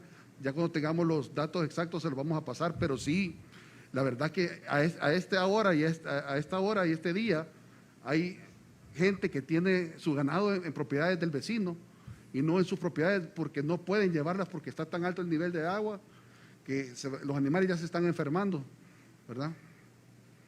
Es grave. Ok, hay que arreglarlo. Claro, no, estamos trabajando en eso. Como les digo, nosotros ya estamos haciendo planes con los bancos, hemos visitado a la gente, les dijimos que por favor no se arriesgaran, como usted ha dicho, que primero es la vida humana. Primero la vida humana. Así siempre, correcto. Y luego vamos a trabajar con ellos para levantar de nuevo el agro, y también lo pecuario y todo. Así es, presidente. Avícola, etcétera. Y ellos han entendido, yo fui muy enfático en ese mensaje, lo dije más de 3 veces en la reunión, y ya estamos reunidos, llamamos con los del banco, les dijimos cómo que no se preocuparan, que ellos iban a tener dinero para seguir trabajando. Nosotros los vamos a ayudar, por ejemplo, a los también pudiéramos garantizar la compra de su producción en algunos casos. Claro. Para que ellos tengan seguro cómo pagarle al banco, porque si no, solo les vamos a meter en deudas y nunca van a salir. Mientras que si nosotros les garantizamos un proceso de acompañamiento o hasta incluso comprarle el producto, pues ellos ya están garantizados, hasta con garantías, incluso por parte del gobierno. En ese rumbo vamos, presidente, exactamente ese es el rumbo que estamos llevando. Tengo entendido que hoy fue el presidente Van de Sar, Juan Pablo. ¿Dónde está Juan Pablo? Buenas noches. Buenas noches, presidente. Buenas noches. Juan Pablo, tengo entendido que hoy tuviste una reforma que al fin te aprobaron después de muchos meses de estar cabildeando. Correcto. Para que Van de Sar pueda ser un banco de verdad. Sí. Y no simplemente ese banco de adorno, de desarrollo que nunca desarrolló nada, sino un banco que de verdad se encargue de desarrollar el país. Y si estamos hablando ahorita de lo que se ha perdido en el agro, lo que se ha perdido, me imagino, en casi todos los rubros, sumado a la crisis del COVID, que ahí sí están todos los rubros golpeados, probablemente únicamente el farmacéutico y los supermercados no están golpeados, pero de ahí prácticamente todos los rubros están golpeados. Va a haber que hacer un plan de reactivación económica que va a requerir de masivo financiamiento. Sí. De parte de Bandesal, del Banco de Fomento Agropecuario, del Banco Hipotecario, que son los 3 bancos del Estado, y impulsar la banca privada, subsidios. Entiendo que también está la creación, ministra Hayem, la creación de un fideicomiso. Correcto. También para poder prestarle a los sector informal, prestarle a los microempresarios, prestarle a los pequeños empresarios, a los medianos, también a la empresa grande, subsidios para planillas, etcétera. Le voy a dar primero la palabra a la ministra y luego usted, presidente. Correcto. Efectivamente, presidente. Esta semana llevamos a la Asamblea un anteproyecto de ley para la creación y la regulación de un fideicomiso por $600 millones que pretende apoyar a las empresas por medio de un subsidio a los empleados de hasta un 50% por un periodo máximo de 2 meses. Son 3 fondos dentro de estos 600 millones, ese es uno, pero aparte hay un fondo para el otorgamiento de créditos por 360 millones de dólares para las empresas del sector formal y uno de 100 millones de dólares para las empresas en el sector informal. Ahí hay que apoyarnos con CONAMIPE en el tema del sector informal. Porque lo tienen censado, saben, los conocen, saben cómo darle seguimiento. El sector formal es más fácil. Parte del sector informal, tal vez CONAMIPE nos... Sí, efectivamente, como usted nos lo ha ordenado, estos son proyectos que vamos a trabajar de manera interinstitucional.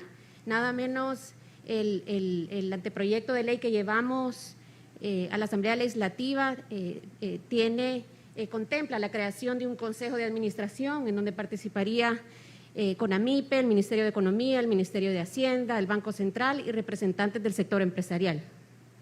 Gracias. Sí, Juan Pablo, perdón que te quité la palabra, pero... No hay problema.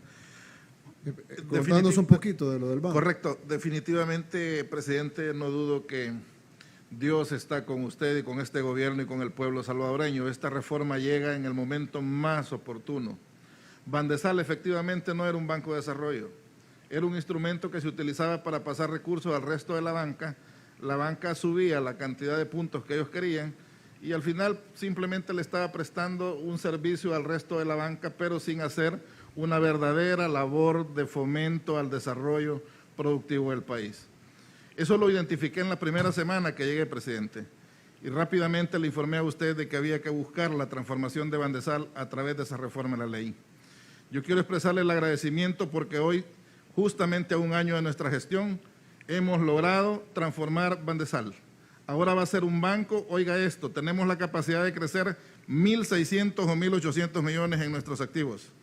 Eso quiere decir que vamos a poder captar dinero en buenas condiciones y aquí sí le voy a pedir al Ministerio de Relaciones Exteriores, que ya nos está ayudando, a que nos coordinemos en los esfuerzos, principalmente en Europa.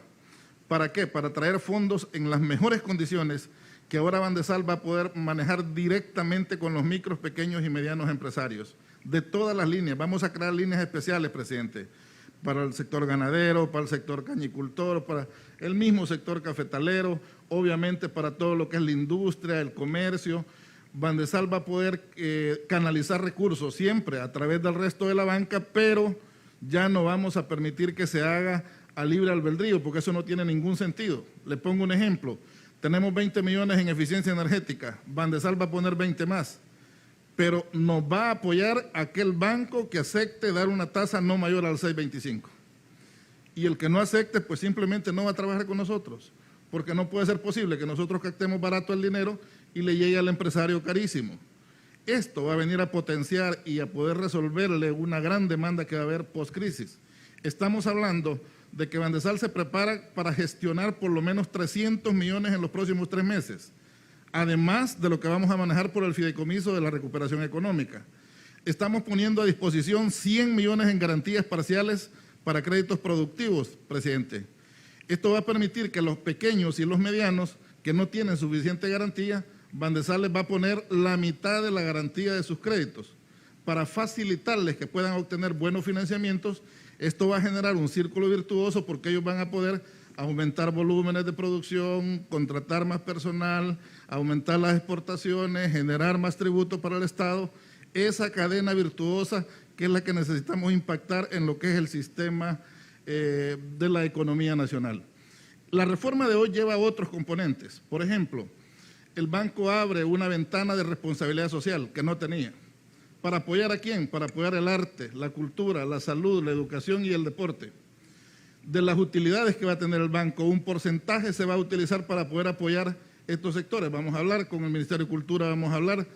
Muchísimas veces no hay dónde poder tener algún tipo de respaldo financiero. Hoy Bandesal lo va a poder hacer a partir de esta reforma, entre otras cosas. Pero lo más trascendente y lo más importante, por lo que todos los sectores productivos respaldaron, a pesar que había uno que trataba de detenernos, es que entienden que ahora Bandesal sí va a ser un aliado estratégico. Vamos a estar respaldando y apoyando.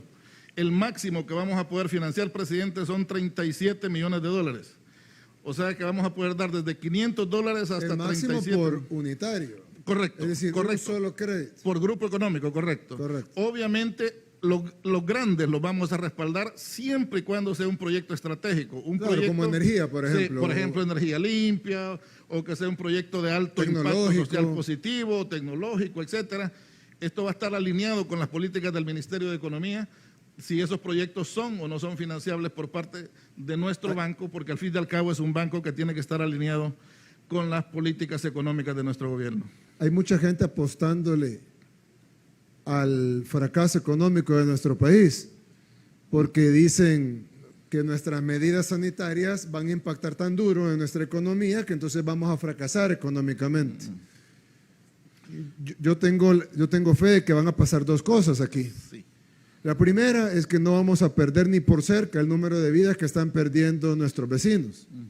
Y no solo nuestros vecinos de Centroamérica, sino además los demás países latinoamericanos. Entiendo que México, por ejemplo, está perdiendo 1000 vidas diarias.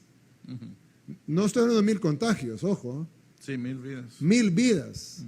Están teniendo 1000 muertes diarias en México. Yo recuerdo cuando tuvimos una cadena nacional y yo dije que los dos, bueno, primero cuando el epicentro estaba en Europa, yo dije el epicentro va a ser Estados Unidos. Se dijo que éramos alarmistas y luego el epicentro fue Estados Unidos.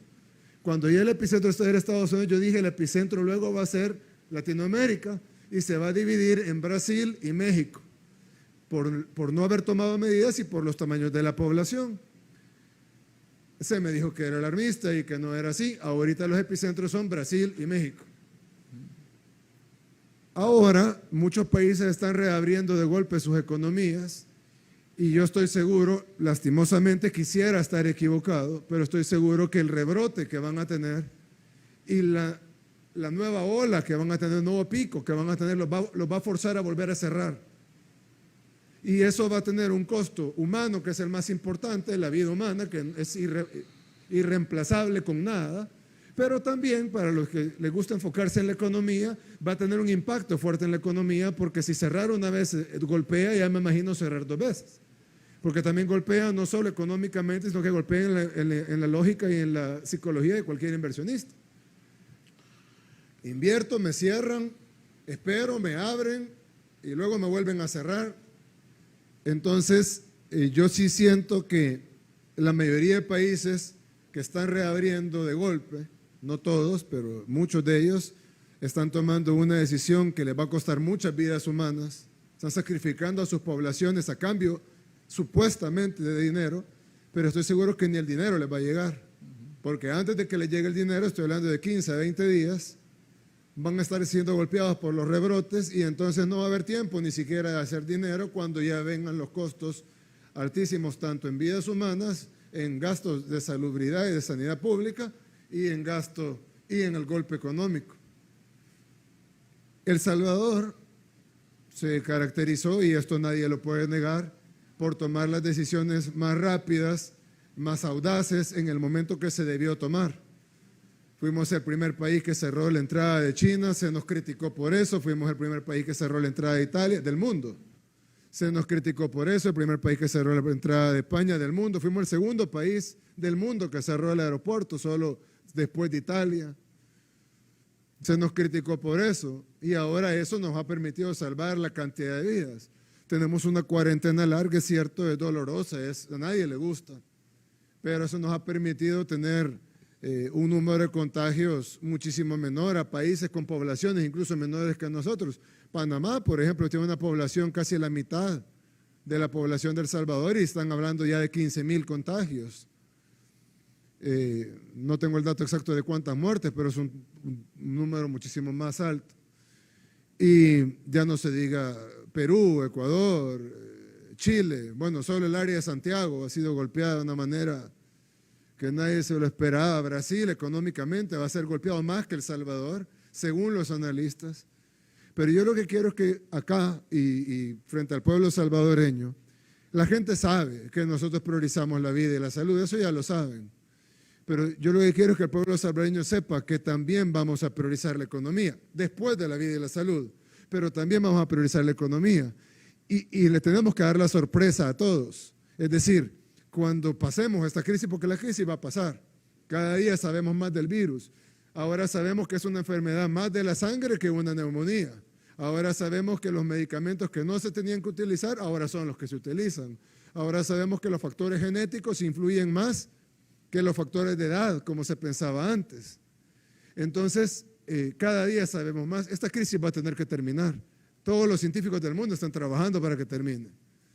La crisis va a terminar y nosotros vamos a tener una población más sana, una población con la moral alta, una población con sus familias enteras, pero tenemos que tener a la par un plan económico que, si bien ya lo tenemos en pedacitos, pero tenemos que tener un plan, y ya teníamos el plan económico previo, pero ahora tenemos que tener un plan económico, como tú mencionaste, post-crisis, en donde sorprendamos no solo a nuestro pueblo, que es lo principal, sino que sorprendamos al mundo. Así como nos criticaron las medidas sanitarias al principio y luego las copiaron, así que nos critiquen nuestras medidas económicas inicialmente y luego que las copien. Y que vean de que al final nosotros tengamos un plan y podamos salir de la crisis fortalecidos. Primero, porque vamos a tener una población con la moral alta y con su familia completa, que es lo más importante de todo. Pero segundo, porque vamos a tener un plan económico, un banco de desarrollo de verdad, un sistema bancario, una cooperación internacional, un gabinete articulado, y vamos a poner a trabajar al pueblo más trabajador del mundo, o uno de los pueblos más trabajadores del mundo, que es el salvadoreño. Lo vamos a poner a trabajar en función de crecer nuestra economía una vez hayamos salvado las vidas de la gran mayoría de salvadoreños, como se está haciendo ahora.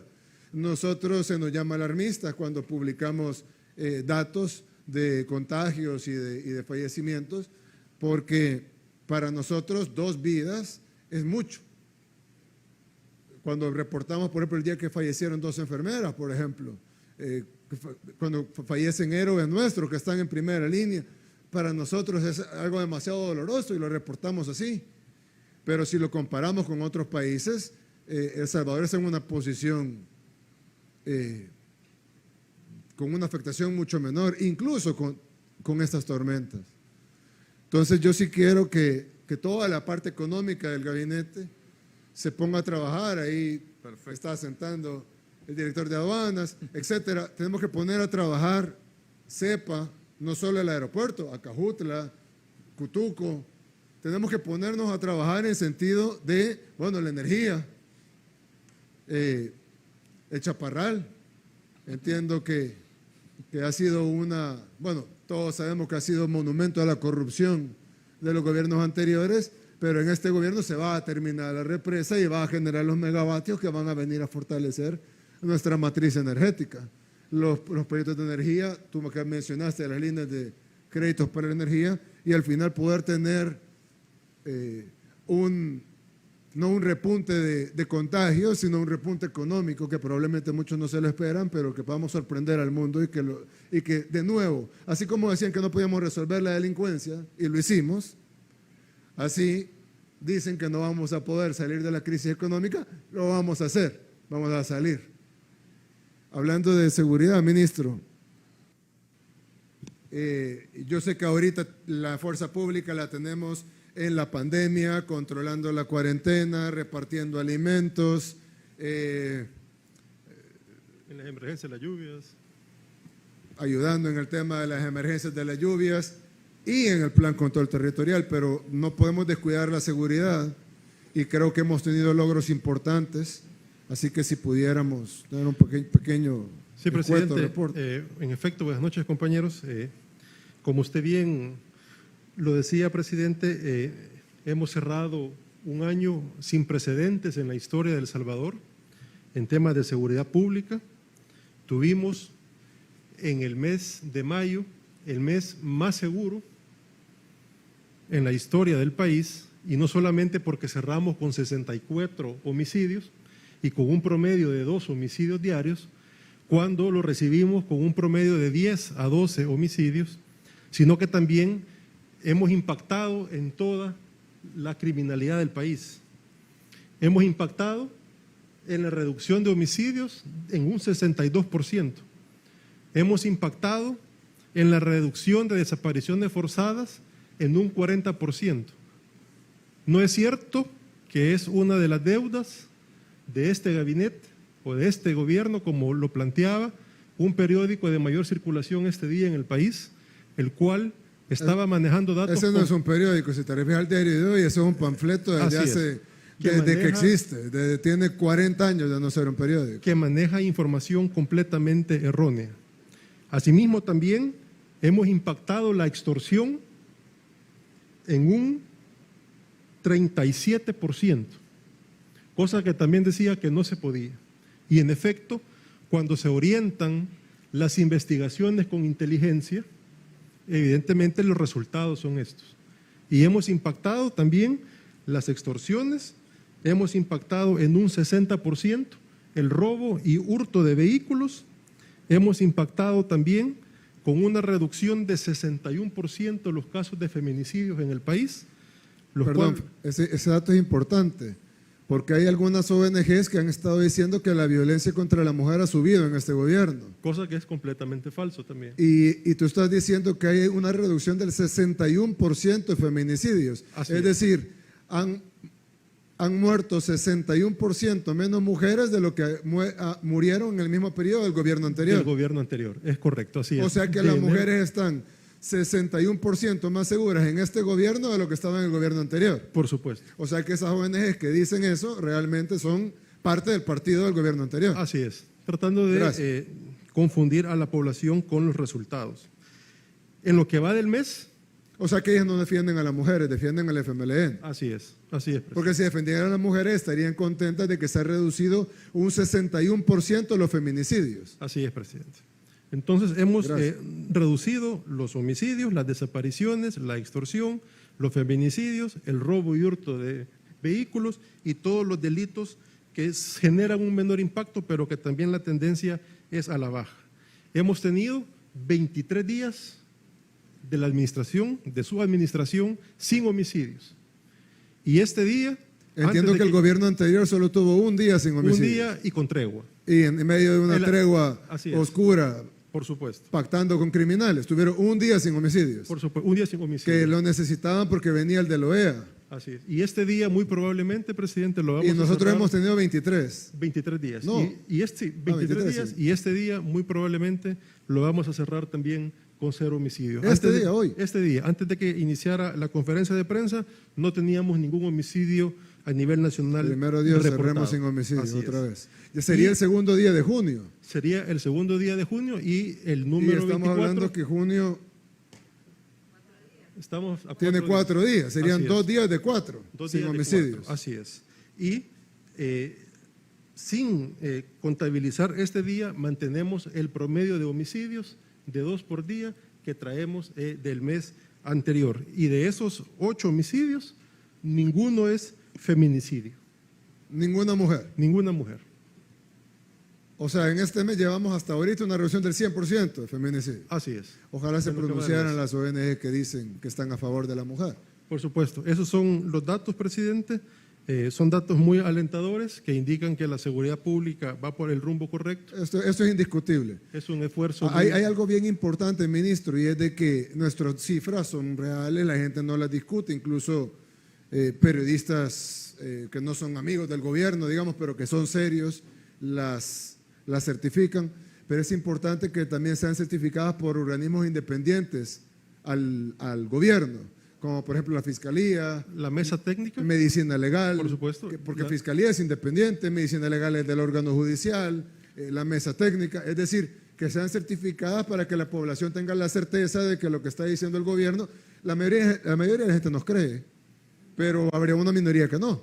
A esa minoría, de seguro si le creen al órgano judicial o si le creen a la Fiscalía. Es importante certificar esas cifras, incluso internacionalmente. De hecho, presidente, estas cifras ya están cotejadas con Medicina Legal y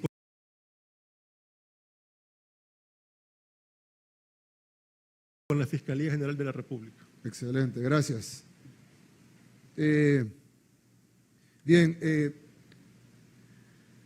el tema del agua, entiendo que ha sido impactado, Frederick, por pozos inundados, lugares que no se puede acceder para poder abrir válvulas, cerrar válvulas, hacer reparaciones, bombas que me imagino que se han de haber arruinado, ingresos por levantamiento de cauces de río en las plantas potabilizadoras, etcétera. Así es, Un presidente. informe escueto, por favor. Así es, presidente. Buenas noches. El día domingo amanecimos con 85 estaciones de bombeo fuera de operación a nivel nacional y a medida que fue transcurriendo la lluvia llegamos a tener 92 sistemas de agua potable fuera, sin operación, en donde desplegamos todas las cuadrillas de la institución a nivel nacional para que el día lunes en la mañana, a primera hora, ya teníamos rehabilitadas 50 y al día de ahora ya tenemos rehabilitadas 86. Quedan pendientes únicamente 6. Lamentablemente estas 6 son las más complicadas por lo que usted mencionaba, presidente. Por ejemplo, el Puerto de la Libertad no hemos podido rehabilitar el servicio de agua potable debido a la crecida que ha tenido el río Chilama. El día de ahora yo estuve con los trabajadores de la institución viendo cómo el área hidráulica del río había abarcado un área impactante, descomunal, la fuerza que tiene el río, y el nivel del río había subido de una manera que era imposible trabajar, por lo que llegamos y se tomó la decisión de no arriesgar al personal y esperar, luego que escuchamos al ministro de Medio Ambiente decir de que las lluvias van a continuar, era peligroso que exponer a nuestro personal por alguna repunta, lo sacamos y vamos a esperar que baje los niveles del río, pero mientras tanto vamos a volcar todos los camiones cisternas al Puerto de la Libertad, vamos a llevar agua embotellada al Puerto de la Libertad, y así como el Puerto de la Libertad, también tenemos el municipio de Huizúcar, que son captaciones de agua superficiales, en donde agarramos el agua de ríos, nacimientos y lagunas, son las que tenemos más afectadas, y es donde tenemos 6 sistemas aún no restablecidos en todas las 4 regiones. También el día domingo tuvimos afectación en Las Pavas, en el sistema Zona Norte, en Guluchapa, que son los 3 sistemas más grandes que abastecen al área metropolitana del Gran San Salvador, y como todos sabemos son sistemas que han estado abandonados, han estado al punto del colapso, y en esta gestión, en su gestión, presidente, hemos tomado las medidas de rehabilitar la planta Las Pavas, trabajar sin descanso. Ojalá esté rápido. El personal de ANDA no ha parado, hemos estado trabajando los 7 días de la semana, 24 horas, con las empresas que nos están trabajando, y de igual manera hemos estado rehabilitando pozos que habían permanecido abandonados por años, y cuando tratamos de buscar que por qué se habían abandonado, nada más podemos llegar a la conclusión de que no les importaba dar un buen servicio a la población, y la conclusión es que no les importaba la población en general, y no solo el gobierno anterior, sino que todos los gobiernos anteriores. Estamos hablando de un problema de agua de más de 30 años, y ahora en su gestión, presidente, hemos rehabilitado y perforado más de 110 pozos en lo que va en este primer año de gestión. Estamos llegando a lugares como Soyapango, estamos llegando a lugares como San José Villanueva, Prados de Venecia, lugares olvidados, y que ahora en su gestión sí los estamos tomando en cuenta para que tengan un mejor servicio de agua. Pero todavía faltan un montón de lugares. Si hemos hecho 130, faltarán 600. Por ahí. Pero necesitamos meterle más velocidad a ese tema. Yo sé que lo heredamos en las peores condiciones como el tema de salud, pero necesitamos resolver rápido el tema del agua. Así es, presidente. Gracias. Ministro Nelson, hay que transferir los fondos a las alcaldías de la parte del financiamiento del FMI para que las alcaldías puedan también ellos implementar sus proyectos y sus medidas, tanto para el COVID-19 como para las tormentas. Las alcaldías están, bueno, cada municipio tiene su alcaldía y hay que transferirle esos fondos rápidos. Entiendo que hay alcaldías que recibirán $1 millón, $500,000, $800,000, $400,000, $600,000 por alcaldía. Efectivamente, presidente, le quiero informar que este día hemos terminado el total de transferencias para los 262 municipios. Ya se han entregado los 116.7 millones. 116 millones de dólares a las alcaldías. A las alcaldías. Esto es independientemente de todos los presupuestos que ellos tienen de FODES, tasas, impuestos, Exactamente, etcétera. presidente. Entonces, Es únicamente para la emergencia. Es únicamente para las dos emergencias, para la emergencia COVID y para la emergencia por tormentas. Los municipios no tienen, digamos, autorización de tenerlo a otros destinos, más que solventar los problemas de emergencias, y con eso pues la población va a tener pues también medidas que los gobiernos locales puedan tener, presidente. Debo decirle también que seguimos gestionando pues que se aprueben las 3 vueltas que requieren los 600 millones que ya están en la Asamblea. Aún ¿Esos faltan 600 por millones aprobación. de quiénes son? Tenemos 550 millones del BID, un crédito específico para salud por 50 millones y 500 millones de apoyo presupuestario. Adicionalmente tenemos uno pequeño del Banco Mundial, y con eso estaríamos llegando a 1.000 millones gestionados, que ya pasaron el proceso del Ejecutivo y que están en proceso del Legislativo. Y en las próximas semanas estamos viendo los movimientos de los mercados para El Salvador, para los mercados emergentes, y esperamos pues lograr el total de financiamiento muy pronto, presidente. Por motivos de mercados no puedo especificar fechas, pero sí puedo decirle que muy pronto vamos a complementar los 3.000 millones de dólares que necesita el país para la reactivación de la economía. Adicionalmente, debo informarle que estamos teniendo varias reuniones con los organismos internacionales, con el Fondo Monetario, con BID, con Banco Mundial, para acceder a más financiamiento. Inclusive el día de mañana hay una reunión… Para poder bajar la cantidad de bonos, que es más caro. Exactamente. Y poder subir la cantidad de multilaterales, que son préstamos súper baratos. Totalmente de acuerdo. En esa forma es que estamos gestionando. El Banco Mundial, hemos tenido una plática este día. Mañana hay una plática para ver con Bandesal, con Economía, para ver cómo reactivamos el tema de la MIPYME a través del Banco Mundial y temas de reactivación económica.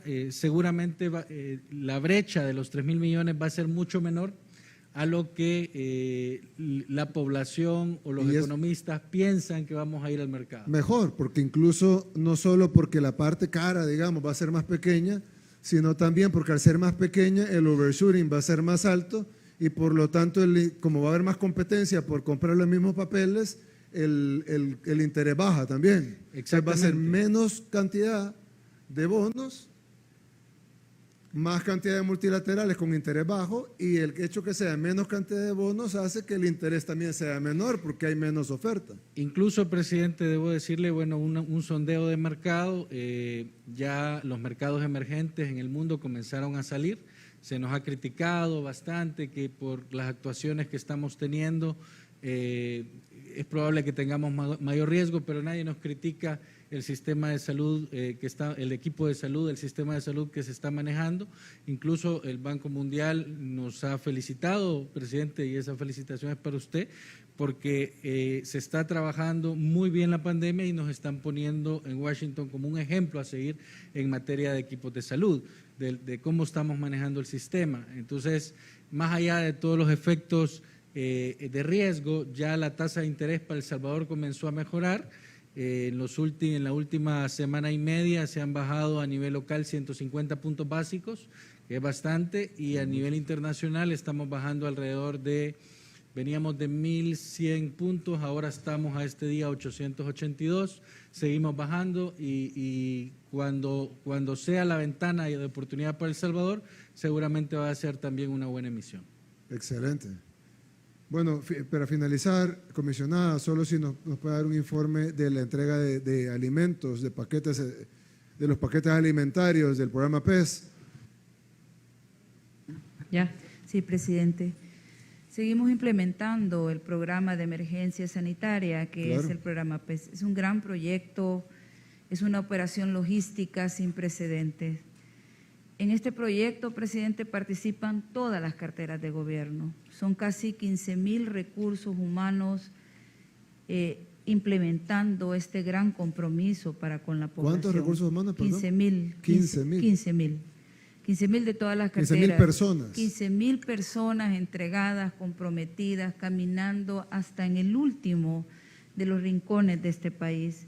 No nos ha detenido el COVID, presidente, ni la lluvia, aunque debo decirle que con este tema de la lluvia de hecho, ahorita está ha lloviendo habido fuerte. muchas limitaciones, han habido derrumbes, deslizamientos, calles obstaculizadas, etcétera.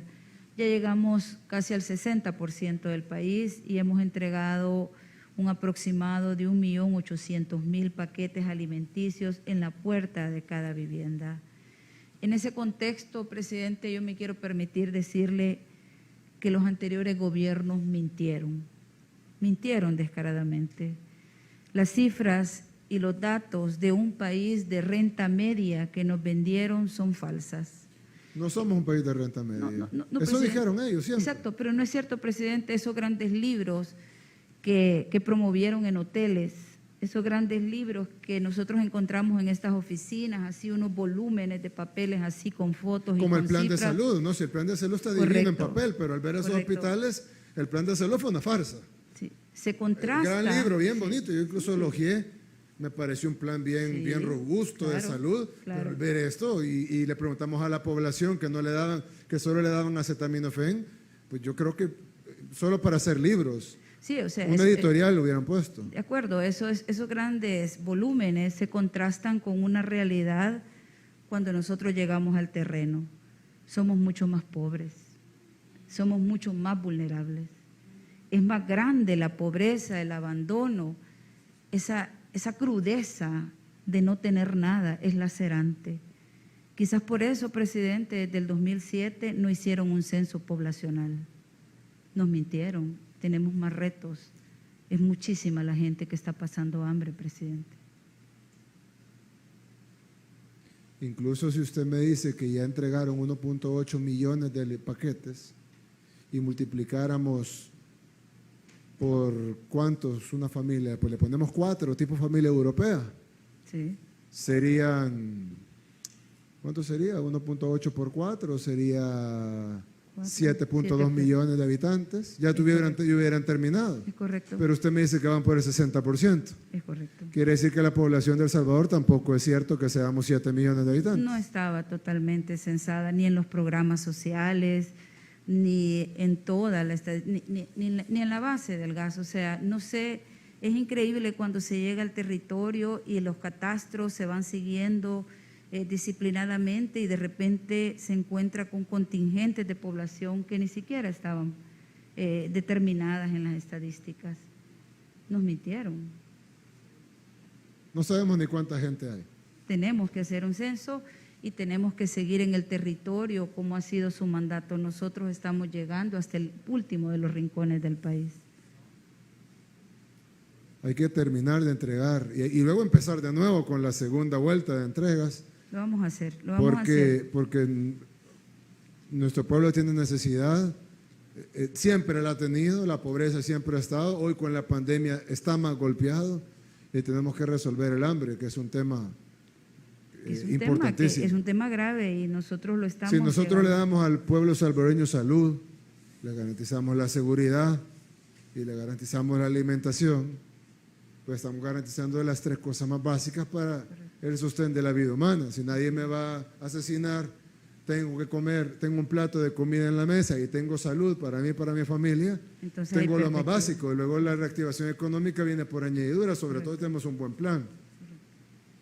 Bien,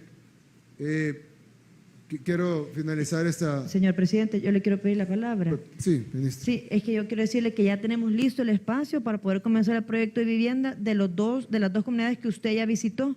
Solo estoy esperando que usted lo ordene y yo puedo comenzar la próxima semana. Comience. Gracias. Comience, ministro.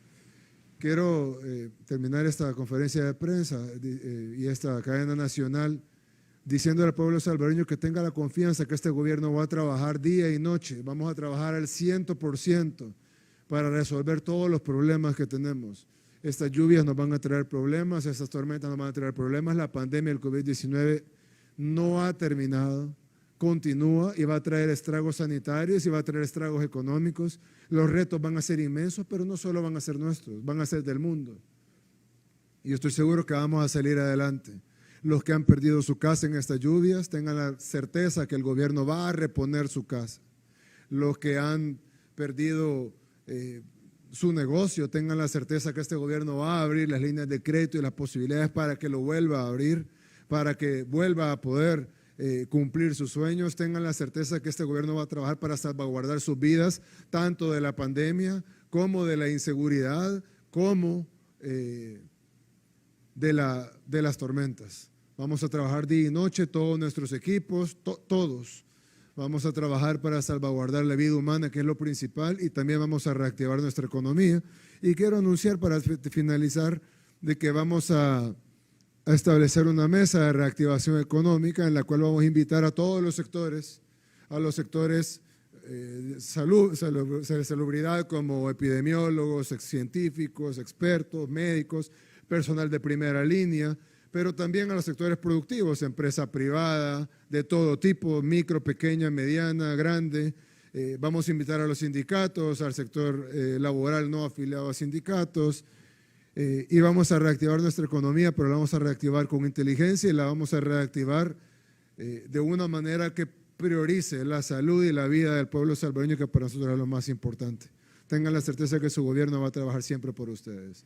Que Dios bendiga a sus familias y que Dios bendiga a nuestro país El Salvador. Muchas gracias y buenas noches. Desde la sala de crisis de Casa Presidencial, hemos escuchado el mensaje del presidente de la República, Nayib Bukele.